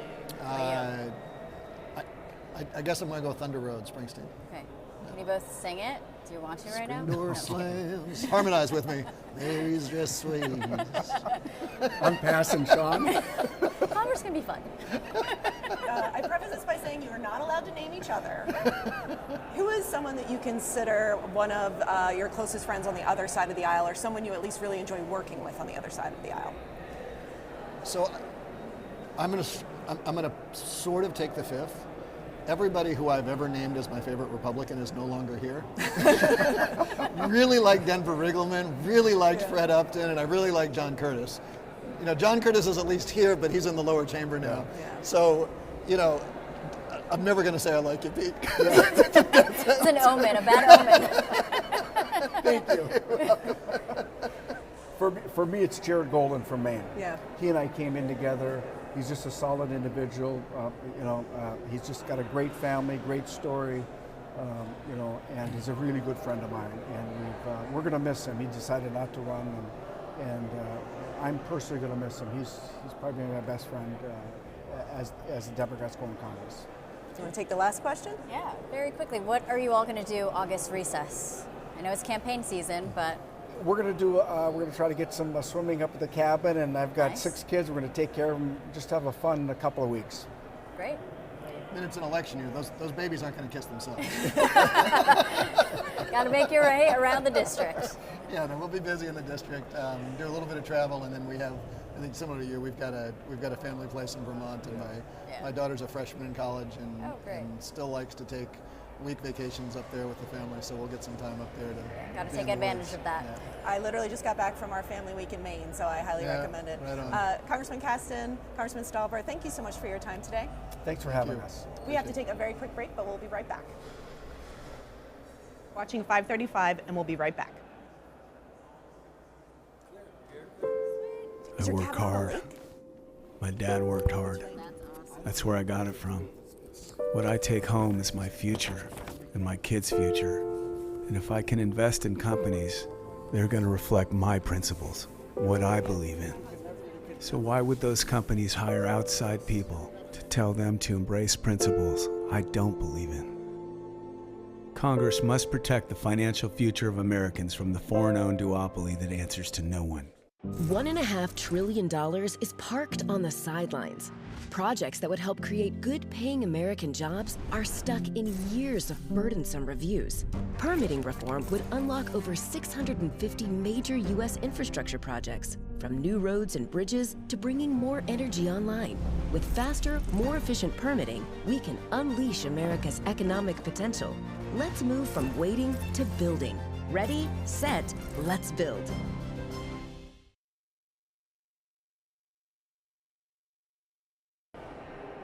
Welcome back to 535. I'm Brody Mullins here with Adam Kovacevic. Thanks for joining us. Thanks for having me. Founder and president of the Chamber of Progress. That's right. So let's start in the beginning. You founded Chamber of Progress. Mm-hmm. When and why? Well, I had been in the tech industry. I was one of the Google DC office's early employees, like the 7th or 8th employee, but also a proud Democrat. I had worked for New Democrats in Congress, one of the founders of the New Democrat Coalition. And for a long time, I think Democrats sort of viewed tech as like their industry. And a lot of Democrats were sort of early tech champions. I think tech had a long honeymoon with Democrats really through the Obama era. After Hillary Clinton lost in 2016, I think that some Democrats plunged from honeymoon to divorce. Sure. And I didn't actually think that was representative of where most Democratic voters were on tech, that most Democratic voters were still tech optimists, and I wanted to do something about it. So I started Chamber of Progress in 2021, right after Biden won and Democrats had a congressional trifecta, because I thought it was important to influence the debate that Democrats were having amongst themselves. So we're a trade association, but we're a factional trade association, and that we're only focused on Democrats. So let's also rewind the clock a little bit. You talk about Atari Democrats even before then. What were Atari Democrats? Well, Atari Democrats were really in the 80s, people like Gary Hart, and who were actually like starting to champion tech really at its earliest stages and differentiate themselves from Democrats who maybe were more backward looking in terms of the economy. And so I think Democrats, there's a tradition in the Democratic Party of being kind of excited about the new thing, right?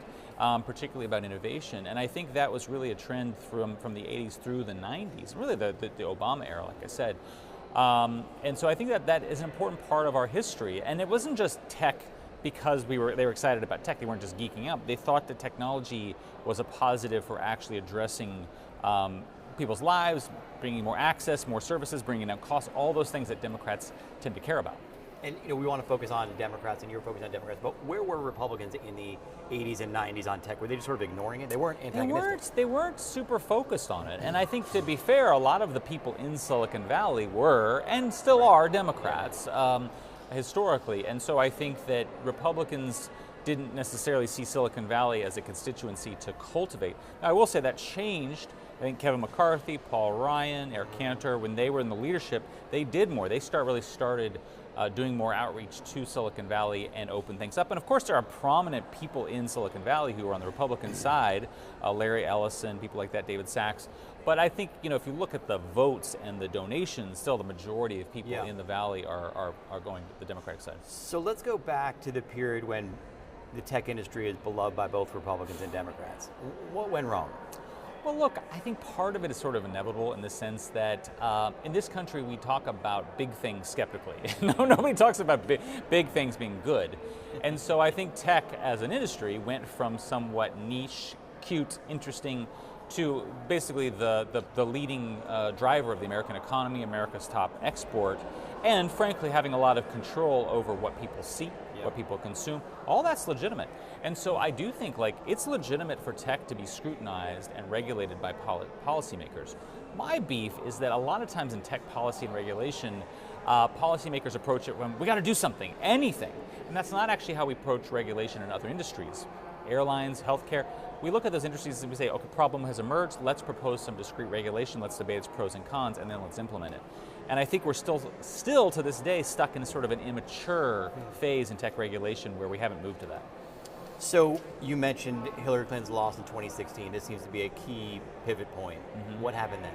Well, I think after Hillary lost, you saw, frankly, a lot of people on the left sort of invest in a message that Bernie would have won. The reason she lost wasn't because anything about her candidacy personally, that she wasn't far left enough on economics. You saw foundations investing in this attack on neoliberalism, on Obama-era economics. And that really then had its apex in people like Elizabeth Warren in her presidential candidacy. Biden wasn't really on that train, but I think when he won the presidential primary, the people around him decided to sort of broker an arrangement with the Warren crowd, bring her into the administration, and credit where it's due. She had a lot of influence on hiring, staffing decisions, policy decisions in the Biden administration because she cared about like the Federal Trade Commission, the DOJ Antitrust Division, and the SEC. Right.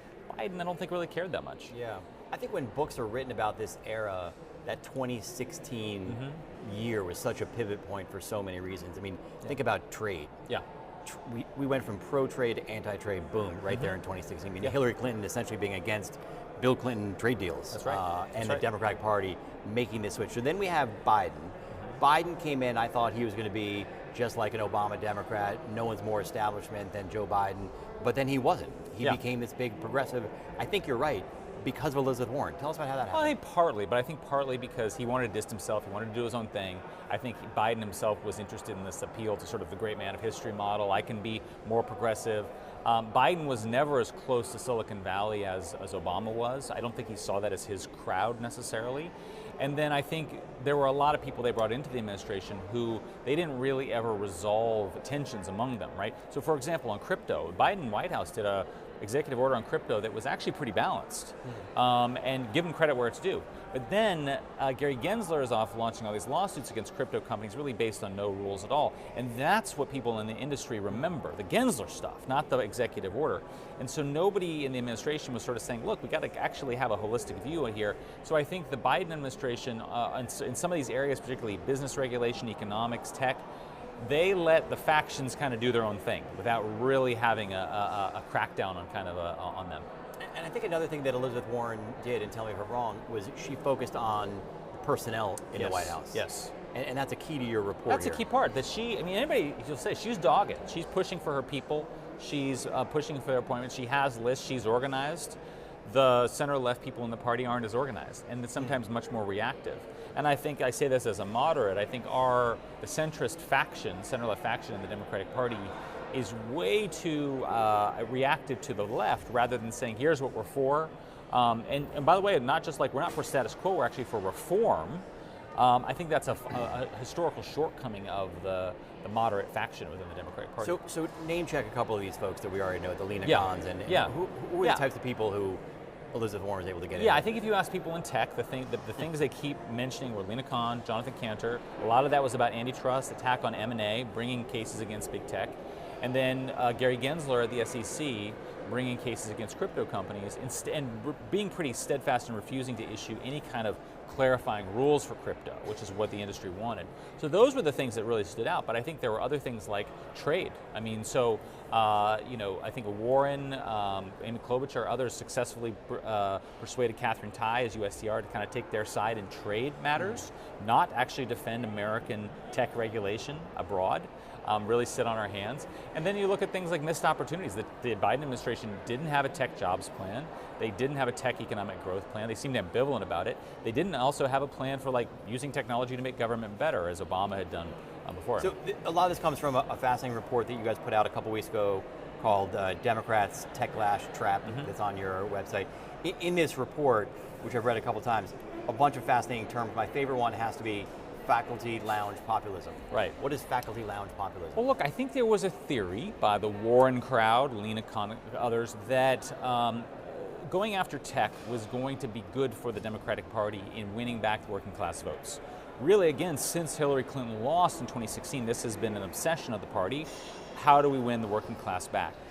And frankly, my view is a big important key to that is that we need to moderate on social issues, immigration, some of the other cultural issues. But there's a faction of the left that does not want to moderate on cultural issues, and instead their prescription, because it's easier, is to go in a much more sort of anti-corporate direction, populist on economics. But that's where, when you look at the theories, what Lena Khan did in terms of we got to basically be prescriptively against mergers. We call it faculty lounge populism because it had its roots at Yale law thinking, right? And I think a lot of that crowd thought that they were doing things that were appealing to populists in a populist way, but the proof is in the election. Kamala Harris did not increase the Democrats' share of working class votes. She actually decreased. The last Democrat to win the working class vote was Obama, who the progressive left sort of hates.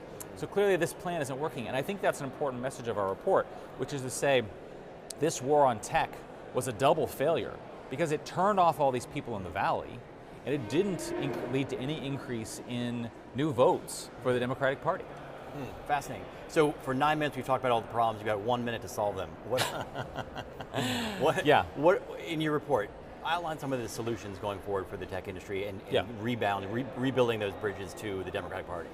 Well, I think, frankly, what the crypto industry has done in investing in politics should actually be done by people in tech generally. I hear a lot of people in Silicon Valley who are Democrats sort of bemoan the fact the party shifted away from tech. That is a problem that they can solve, right? And I think there are people like Congressman Sam Liccardo who are actually working to repair this. He's put together a really great agenda for the New Democrats on tech and innovation. He is supporting candidates in the House who he sees as part of an emerging kind of pro-innovation bench. We need to rebuild kind of a pro-innovation caucus in Congress and support and nurture that group. And I think, frankly, the industry hasn't always been great about doing that. Adam Kavakovich, president, founder of Chamber of Progress, thanks so much for joining us. Come back anytime. Thank you. I'm Brody Mullins. We'll be back on 535 in a few minutes. You're watching 535, and we'll be right back. A simple blood test can detect Alzheimer's years before symptoms appear. Congress can connect Americans to early, accurate dementia diagnosis by supporting the bipartisan Alzheimer's Screening and Prevention Act, allowing Medicare to cover blood-based Alzheimer's screening. Congress has acted to cover mammograms and other life-saving screenings. Now it can redefine Alzheimer's care, unlocking early detection and access to FDA-approved treatments when they work best. Congress, it's up to you. Paid for by the Alzheimer's Association. Hi, I'm Elizabeth Rome. I've played many roles on TV and film, but today I want to speak to you as myself about a cause that's very dear to my heart. The Cancer Prevention and Treatment Fund provides free help to those who have cancer and those who wish to prevent it. They've also worked tirelessly on banning cancer-causing chemicals in our homes and neighborhoods. I want to thank them as a mom for protecting our families. Please donate today at the Cancer Prevention and Treatment Fund at stopcancerfund.com. Welcome back to 535 News. I'm Leanne Caldwell with Puck News.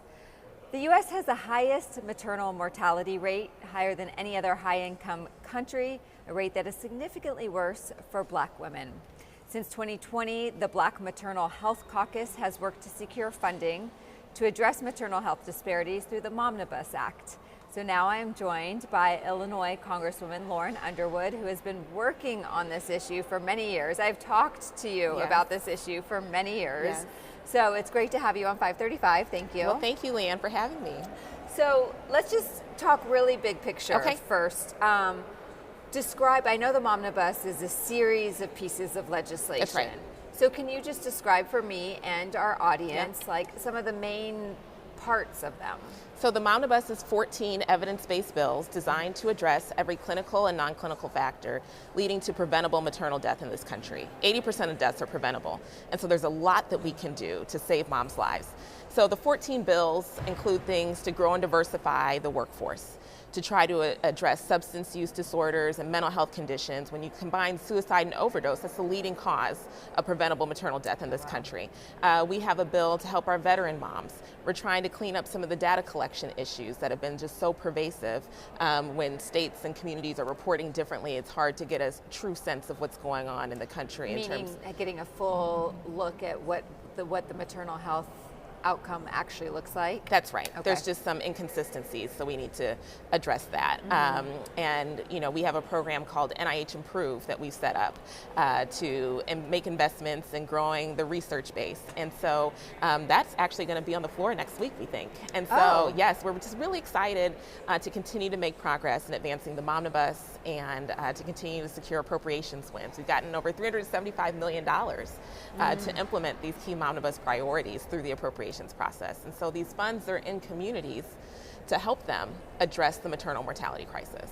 So when you said that the bill regarding NIH research is going to be on the floor perhaps next week, I was actually surprised because when you were going through the list, I was like, oh, that one seems like the most difficult considering all the cuts at NIH and all the gutting over in that agency.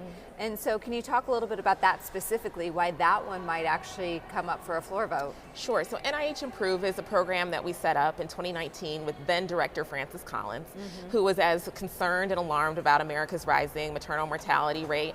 And they wanted to pull together different disparate initiatives that have been pre-existing at NIH under one umbrella. They called it Improve, based out of the National Institute for Child Health and Human Development.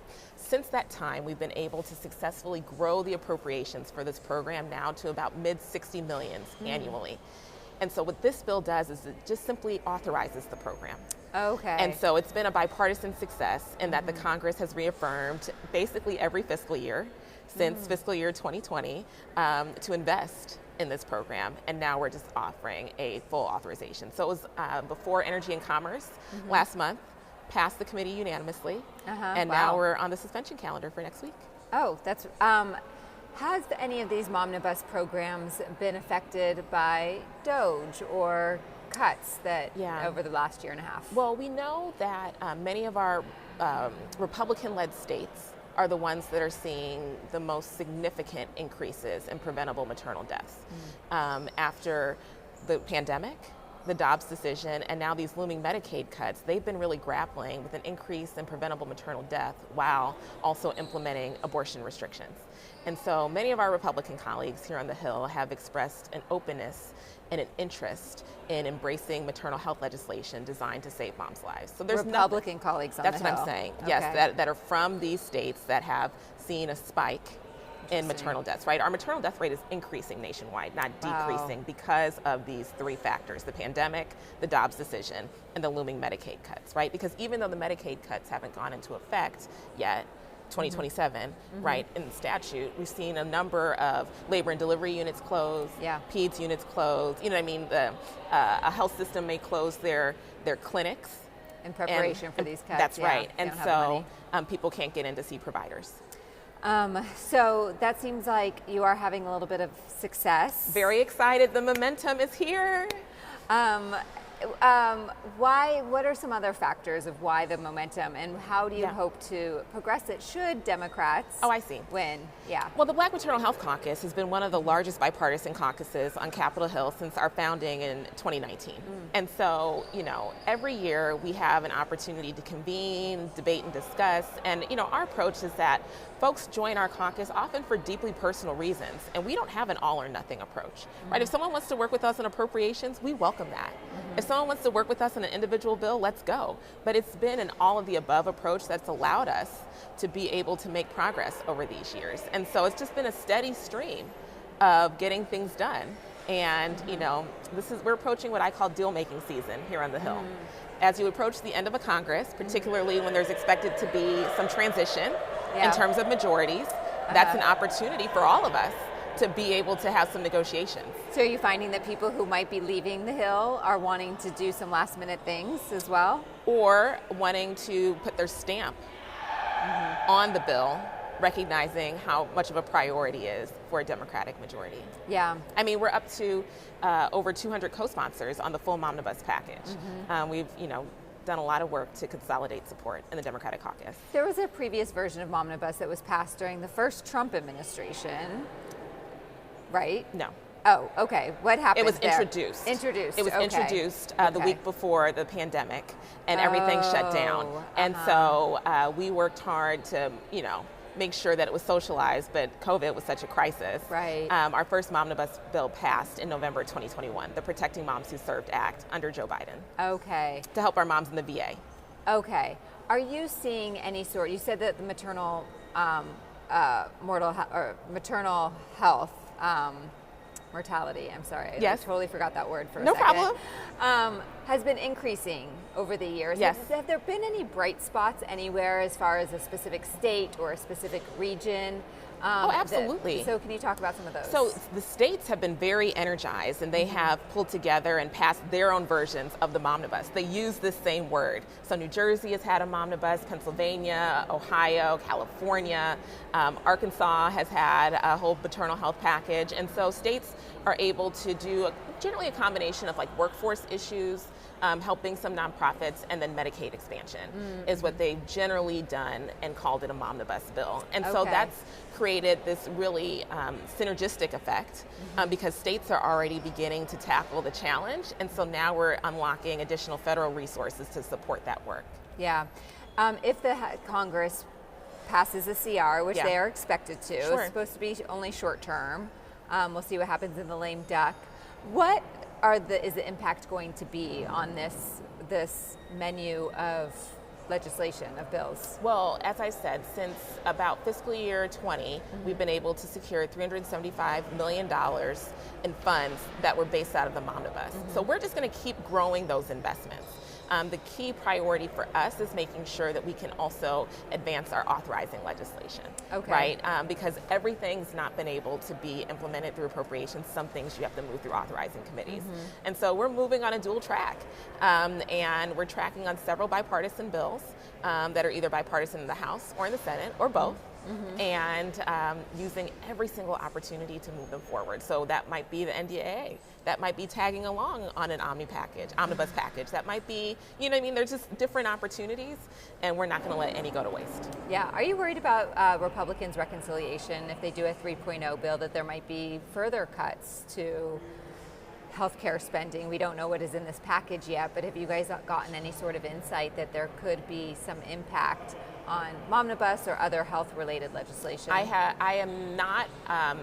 I have no reason to be concerned about maternal health investments, but obviously the Medicaid cuts are devastating for moms and families in this country, and any further action to restrict access to Medicaid, to close rural hospitals, to disinvest from providers. This regulation out of the Department of Education that puts a cap on the student loans is obviously negatively impacting the healthcare workforce, and that got its roots in the big ugly bill. All of that is a real gut punch to the ability to save moms' lives, and so we've been working, obviously, to be able to restore resources. What else is there, should, again, Democrats take control of the Congress? What is kind of like the pie-in-the-sky legislation that you would love to pass that would help on this issue? Well, is there one thing, or is it literally just a series of bills reaching from all different points to help overall? I mean, literally, we need to pass the entire Momnibus. The Momnibus is the comprehensive package to address every clinical and non-clinical factor leading to preventable maternal death. And I want people to understand that, because this is not a cancer moonshot. We're not trying to find a cure here. We know what to do. What we're talking about is harnessing the political capital and just prioritizing this issue. Just get it done. Yeah. And, here on the Hill, we like to debate and discuss. You know what I mean? We like to pour over these figures and tables and, have the best experts come in and advise us. We've done all that work, right? The evidence is so clear about what we need to do. And we talk a lot about healthcare crises, often as if there's no solution. that we could embrace. That's not the case for maternal health and maternal mortality in particular. The Momnibus is the solution. We just need to decide to do it. As you very well know, the Supreme Court gutted the Voting Rights Act. So They did. Black representation on the Hill in Congress could be diminished next year and after the new Congress. Do you worry that that will have an impact on the Momnibus? Well, we know that this crisis has touched zip codes all across the country. Every single zip code has seen provider shortages. We've seen moms die of preventable causes. And we know that this intervention, the Momnibus, is designed to help all moms. And so while Black moms experience the highest rates of preventable maternal death, it is not something that's only for Black Americans. And so that's how we've been able to get such a wide group of people to support the bills, because they can see the impact in their own communities. And so when I look at like our Republican co-sponsors, we're really spanning kind of a wide ideology. We got Senator Sullivan from Alaska on a bill. We have Congressman Fitzpatrick on a bill. We have Gus Bilirakis in Florida on a bill. There's just like these different folks who understand the need to deal with this issue, and we work with colleagues of all racial backgrounds. Yeah. I want to ask you a news of day question. Okay. One issue facing the Democratic caucus this week is a piece of legislation by Thomas Massie on Israel, cutting off funding $3 billion worth of aid to Israel. Yes. Where do you stand on that? I'll be voting for it. How come? Well, because the Israelis are out of control. Lebanon, Gaza, there's no reason for us to continue to make these investments at this time.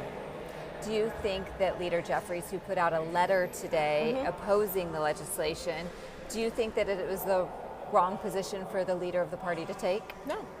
Why?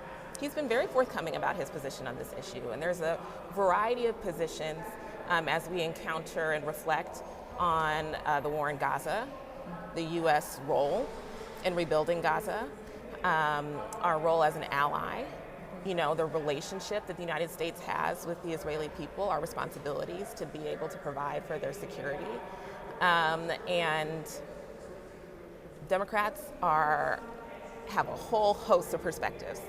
There's a number of folks who are very animated around self-determination for the Palestinian people, making sure that there is a state that is secured for the Palestinian people. And then obviously we have this ongoing conflict in Iran, which is very troubling. And my community is not supportive of the conflict in Iran. And we have what's going on in Lebanon. And so when we take on all of these circumstances, we have a big, diverse caucus as House Democrats. And we had a series of discussions that we were able to express our points of view, and the leader expressed his in that letter today. Ever since the war started, the issue of Gaza and Israel has been very difficult for the Democratic caucus, divided the caucus. We saw what happened in the 2024 presidential election, how hard that issue was for Joe Biden and then Kamala Harris. How does the party unite around an issue? Do they need to unite around a position when it comes to Israel specifically? It seems like the party is pretty united around Gaza and support for the Palestinian people, but when it comes to Israel specifically, how does the party unite around it? Do they need to? Well, I think that the question more so is, when we have an opportunity to vote, are we doing it in a clear-eyed way? This is the first chance that we've had to vote on like a standalone question of funding since this conflict has begun. Okay, and this conflict, I mean Gaza. Yeah. I'm not talking about Iran, right? We have not had 3 a vote. years or three. Yeah, almost. Yeah. And so, 2.5 years. I think that this is healthy, and we're probably going to see more. And this is not about being divisive, right? Every member represents their district, and there is a whole host of opinions on U.S. foreign policy, right? We don't isolate any other foreign policy, Venezuela, and be like, oh my God, you guys are so divided over it. Like, no, people have a whole host of opinions, like what the president's doing in Cuba. Yeah, there's a whole host of opinions. Except for Democratic voters are very animated about this issue. They are. And very people much. have lost their seats in large part in part because of this. But this issue is different than some of the other U.S. foreign policy issues because of advocacy, because of the influence on campaigns. You know what I'm saying? Because of you're talking about AIPAC and the not only AIPAC, but there is a larger pro-Israel lobby that is very active and engaged. You know, there's a number of organizations that are active and engaged in campaigns, and that is something that has been a very there's been a lot of candor in that discussion in Democratic primaries, which is healthy, and I think is very good. Great. You have also agreed to, on a much lighter note, 5:35, 1 minute. So I'm going to ask you a couple questions. Okay. First of all, what are you doing in your August recess? Oh, I'm doing town halls. Okay. I'm very excited. I've been to one of those. I know you have, and Leanne knows that when we do town halls, this is how we do it in America. When we do town halls, we give the person the mic. There's none of this pre-screening nonsense, and we have a discussion. And Leanne was there when I took the unpopular opinion stance of calling for impeachment. Yes. Before the impeachment, I was the first frontliner in 2019 back in the day, and Leanne came to visit. And so we're going to do it again. Oh my gosh, it was a great town hall. Thank you very much. I learned a lot. Thank you. We spent a lot of time together. We did. Yeah. So more town halls. What do you think the topics are going to be in your town halls this cycle? Everything. People are very animated about the war in Iran. They're very animated about the decimation of the Department of Education. Our local school districts are seeing the impact of those resources being withheld. And folks don't listen, we believe in investing in our young scholars, okay? People will approve every referendum to help their kids have a chance for success. And to see the Trump administration come in and basically try to eliminate this important federal resource, folks aren't having that. So yeah, we're talking about that. We're talking about these costs. We're talking about, moving forward. Yeah. For the next time I come to your district, what is the best restaurant? Okay, so I recommend to visitors 2 places. Okay. Number 1 is a restaurant called Portillo's. And so Portillo's is known for the Chicago-style hot dog. Okay. But you can also enjoy a beef sandwich with the Italian sausage and the hot giardiniera. Oh. Okay. A Chicago-style beef. Yeah. Okay, you should do that. And then I also recommend Lou Malnati's. Okay. Now, Chicagoans will call it Lou Malnati's, and it sounds like one word, but it's a person's name, and it's Lou Malnati's. It's Chicago-style pizza, meaning the sauce on top. Oh, that's my the favorite. Thick cheese and a buttery crust. Okay, thick crust, like deep dish? It is technically deep dish, but it is not like the doughy crust. It is Lou Malnati's is distinguished in the crust. Okay. And you get it Chicago style, which includes the Italian sausage. Yes. And it's very good, and you will be so happy. And you will need a nap afterwards, so don't at me when you're like, oh, I thought I was going to be able to just run. Go for a run. Yeah, no, it's not that kind of a meal, but it's going to be so good. Great. Congresswoman Lauren Underwood, thank you so much for talking about the Momnibus, which is why you were here, but also the best pizza in your district. Let's go. Come visit. All right. Next, we are talking about securing infrastructure from Adversaries Act, which is NEPA permitting reforms and the importance of the supply chain, with the one guy who can talk about it all next. It's 5:35. We'll be right back. You're watching 535, and we'll be right back. Congresswoman, we only have a couple minutes, which is perfect for our 535 1 minute. Should I be afraid? Who's the smartest member of Congress? So I'm really putting you on the spot here. You know, don't tell anybody this. I'm too much of a politician to answer that question. This is crazy. What's the best committee? I do like them all. On you, baby. That was good. That was good.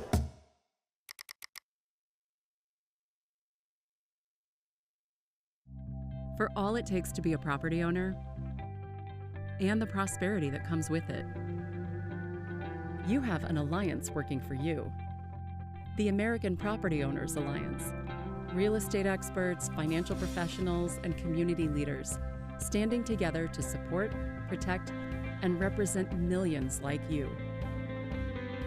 Homeownership is the American dream. We're here to keep it that way. I work hard.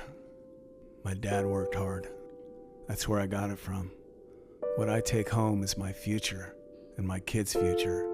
And if I can invest in companies, they're going to reflect my principles, what I believe in. 5:35 1 minute. Should I be afraid? Who's the smartest member of Congress? I do like them all. Played. What I take home is my future and my kids' future. And if I can invest in companies, they're going to reflect my principles, what I believe in. So why would those companies hire outside people to tell them to embrace principles I don't believe in? Congress must protect the financial future of Americans from the foreign-owned duopoly that answers to no one. There are moments that shape an organization's future. A policy shift, a crisis or investigation, a market shock. When that moment hits, the clock starts. Markets move in minutes. Regulators, employees, and customers respond instantly. Narrative helps leaders respond with pace, engage stakeholders with precision, and position brands with perspective. So when challenges emerge, you can navigate complexity and lead with clarity before the narrative is defined for you. Here on Capitol Hill, the 535 are in charge, the members of Congress. But in a democracy, in the people's house, you need to be heard as well. So if you have questions or comments or ideas, submit them to us at 535.news, because here with us, the floor is yours.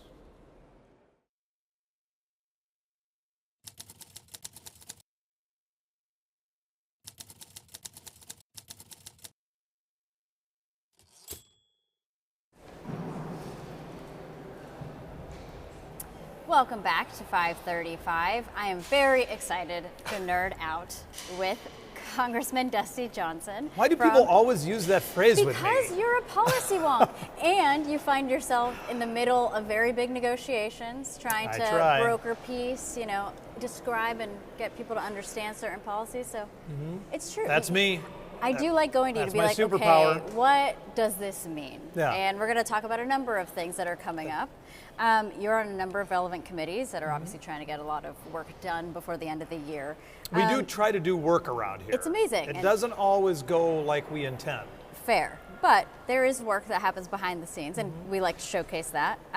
The surface transportation reauthorization is coming up. It is called the Build America 250 Act, which is pretty timely.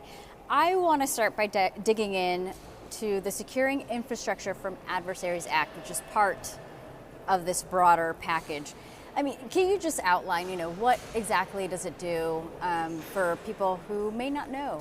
Yeah, so first off, when you talk about the surface transportation bill, we're really talking about the highway bill. Now, we try not to call it the highway bill anymore because it deals with lots of things that aren't highways, like railroads and other surface transportation things. But more people know it colloquially as the highway bill, a really important 5-year package. And it's the kind of thing we work really hard to do on a bipartisan basis. And indeed, we passed it out of the committee, the Transportation Committee, on a strong bipartisan vote. And I think that's important. There are still some things that we've got to do together as a country. Transportation infrastructure should be one of them. Particularly my piece of this bill deals with making sure that we don't give the Chinese Communist Party and their partners even more power over our infrastructure. LiDAR is a really exquisite technology that can be used to spatially connect and kind of map everything. And really, China dominates LiDAR. And to the extent LiDAR is used on vehicles and in airports and on bridges and roads, they have, I think, access to too much information about us. So LiDAR, for people who don't know, I didn't even know the acronym before I started reading more about this. It is Light Detection and Ranging Map Technology. And obviously, like, we just think about the ability of any kind of mapping technology. We use it every day in our phones and things like that. This is obviously at a much grander scale. We're at a time where there is so much innovation around us, so many questions about, well, who does have the greater capability? Who is managing this? And at some point in time, especially whether I'm talking to you or someone else in the chair, the conversation turns to national security. Can you talk a little bit more about that? And like, just how does Congress want to be able to, surveil might not be the right word, but make sure that China is not, and other potential adversaries are not trying to, you know, get our information? Like, how can you make sure that that is not happening? Sure, they are. I mean, there is no country that's ever been better at economic espionage than China. They steal. One out of every 5 large American companies has had a massive intellectual property theft by China or their partners. It's a major problem. But one thing I figured out being on the Select Committee on China is that making sure America wins this strategic competition against the Chinese Communist Party is really more about America than about China. There are limited things that we can do to hold them back. Now, there are some of those things, but this is really more about, is America investing in America? And I'm pretty concerned we're missing the boat. I mean, number one, for so long we've been sleepwalking through the threat. Number two, it's even worse than that now. In that areas like artificial intelligence, we have so many Americans who are actively trying to push away this powerful tool. We can't stop the AI revolution. We couldn't have stopped the industrial revolution. We couldn't stop the computer revolution. We can't stop the internet revolution. All of those things were disruptive, but they left a far more prosperous world in their wake. Those countries and companies and families that were best able to use the technology, best survived the disruption, we have got to stop being so anti-AI in this country. China will build those tools. China will use those tools. Will America unilaterally disarm? Yeah, I want to get back to surface transportation, but on this subject, because it is one that is hotly debated, and many people are putting proposals about how do you counter AI, how do you regulate AI, how do you embrace AI. I mean, where do you think Congress should go from here on that specific issue in particular, especially when you're taking into consideration the national security implications? Yeah, my initial reaction was that Congress should kind of not do anything for a little while, because I wanted to see AI develop so we could get a sense of what are its threats and what are its capabilities. I still think that's generally the right approach, but I think some very minimum guardrails should be put in place. Now, we don't want to tie one arm behind our back, because Lord knows China won't, but I do think now that we see the tremendous harm that can be done, I think we need a certain morality, a certain set of guardrails in place so that we don't have this evil spread too quickly. I am really nervous about states overregulating in this space, though, because if we overregulate, either at the federal or the state level, we will stop innovation and will enable China to go places that we won't even be able to defend against. Interesting. I wanted to go back to the transportation bill. This is its own conversation in its own. You were able to get an amendment into the bill that essentially, this is again one of those things that you don't think about, but you guys do. Truck weight. Yeah. That, again, something I don't think about all the time. Connect the dots for us here. So how does that program, essentially, it could help just alleviate Americans who are wondering what's going on with the economy, trying to make ends meet? So I think it's really important that we don't unduly damage America's roads. We know that big, heavy weights can be big damagers of the roads. So I started from a position of saying, why would we want heavier trucks? That's just going to beat up the roads. We don't have enough capacity in this country. And part of the reason that we see so much upward pressure on prices is that our supply chains have been too much optimized for efficiency and not enough for resilience or capacity. By adding a sixth axle on these trucks, so you kind of spread the higher weights out a little bit more, you can actually do less damage with a heavier load than you would with a lighter load with only 5 axles. Now, that is not a universally held opinion. This is very controversial. The railroads hate this idea. And so what my part of the bill would do is just say, let's give a small number of states the ability to opt into a pilot program to try this for a few years to see what are the safety implications. I think it'll be easy. I think it'll be safer because 6 axles give you another set of brakes. I think it'll be better on the roads. But let's allow states to try, and we were able to, in a bipartisan way, get that amendment onto the bill. Okay. Something else that you have always kind of spearheaded in some form or fashion is permitting reform. Yes. I have heard that now across the aisle more. I think it was Republicans talking about it more so a couple years ago. Now Democrats are interested in this. Where should Congress go from here? You obviously have only a limited amount of time on Capitol Hill, essentially retiring at the end of this congressional term. Where should Congress go from here on permitting? Do you see any good bills that you hope can get pushed through or are taken up in the next Congress? Interesting. Rarely does a book really change the conversation in D.C. None of us are reading as much as we should, but Abundance, a book from some center-left thought leaders, talked about how they were growing frustrated with the left sort of saying no to everything. And that creating more development, more investment, more capital was going to be a way to help working class families and to get important things done, whether in renewable energy or elsewhere. That abundance book has really allowed, I think, the center left to get excited about having this country build again. Unfortunately, at the same time, the American populist right has kind of pulled away from building a little bit. Yeah. We've got a lot more populists on the far right and the far left who don't want us to be doing much in the way of building and construction.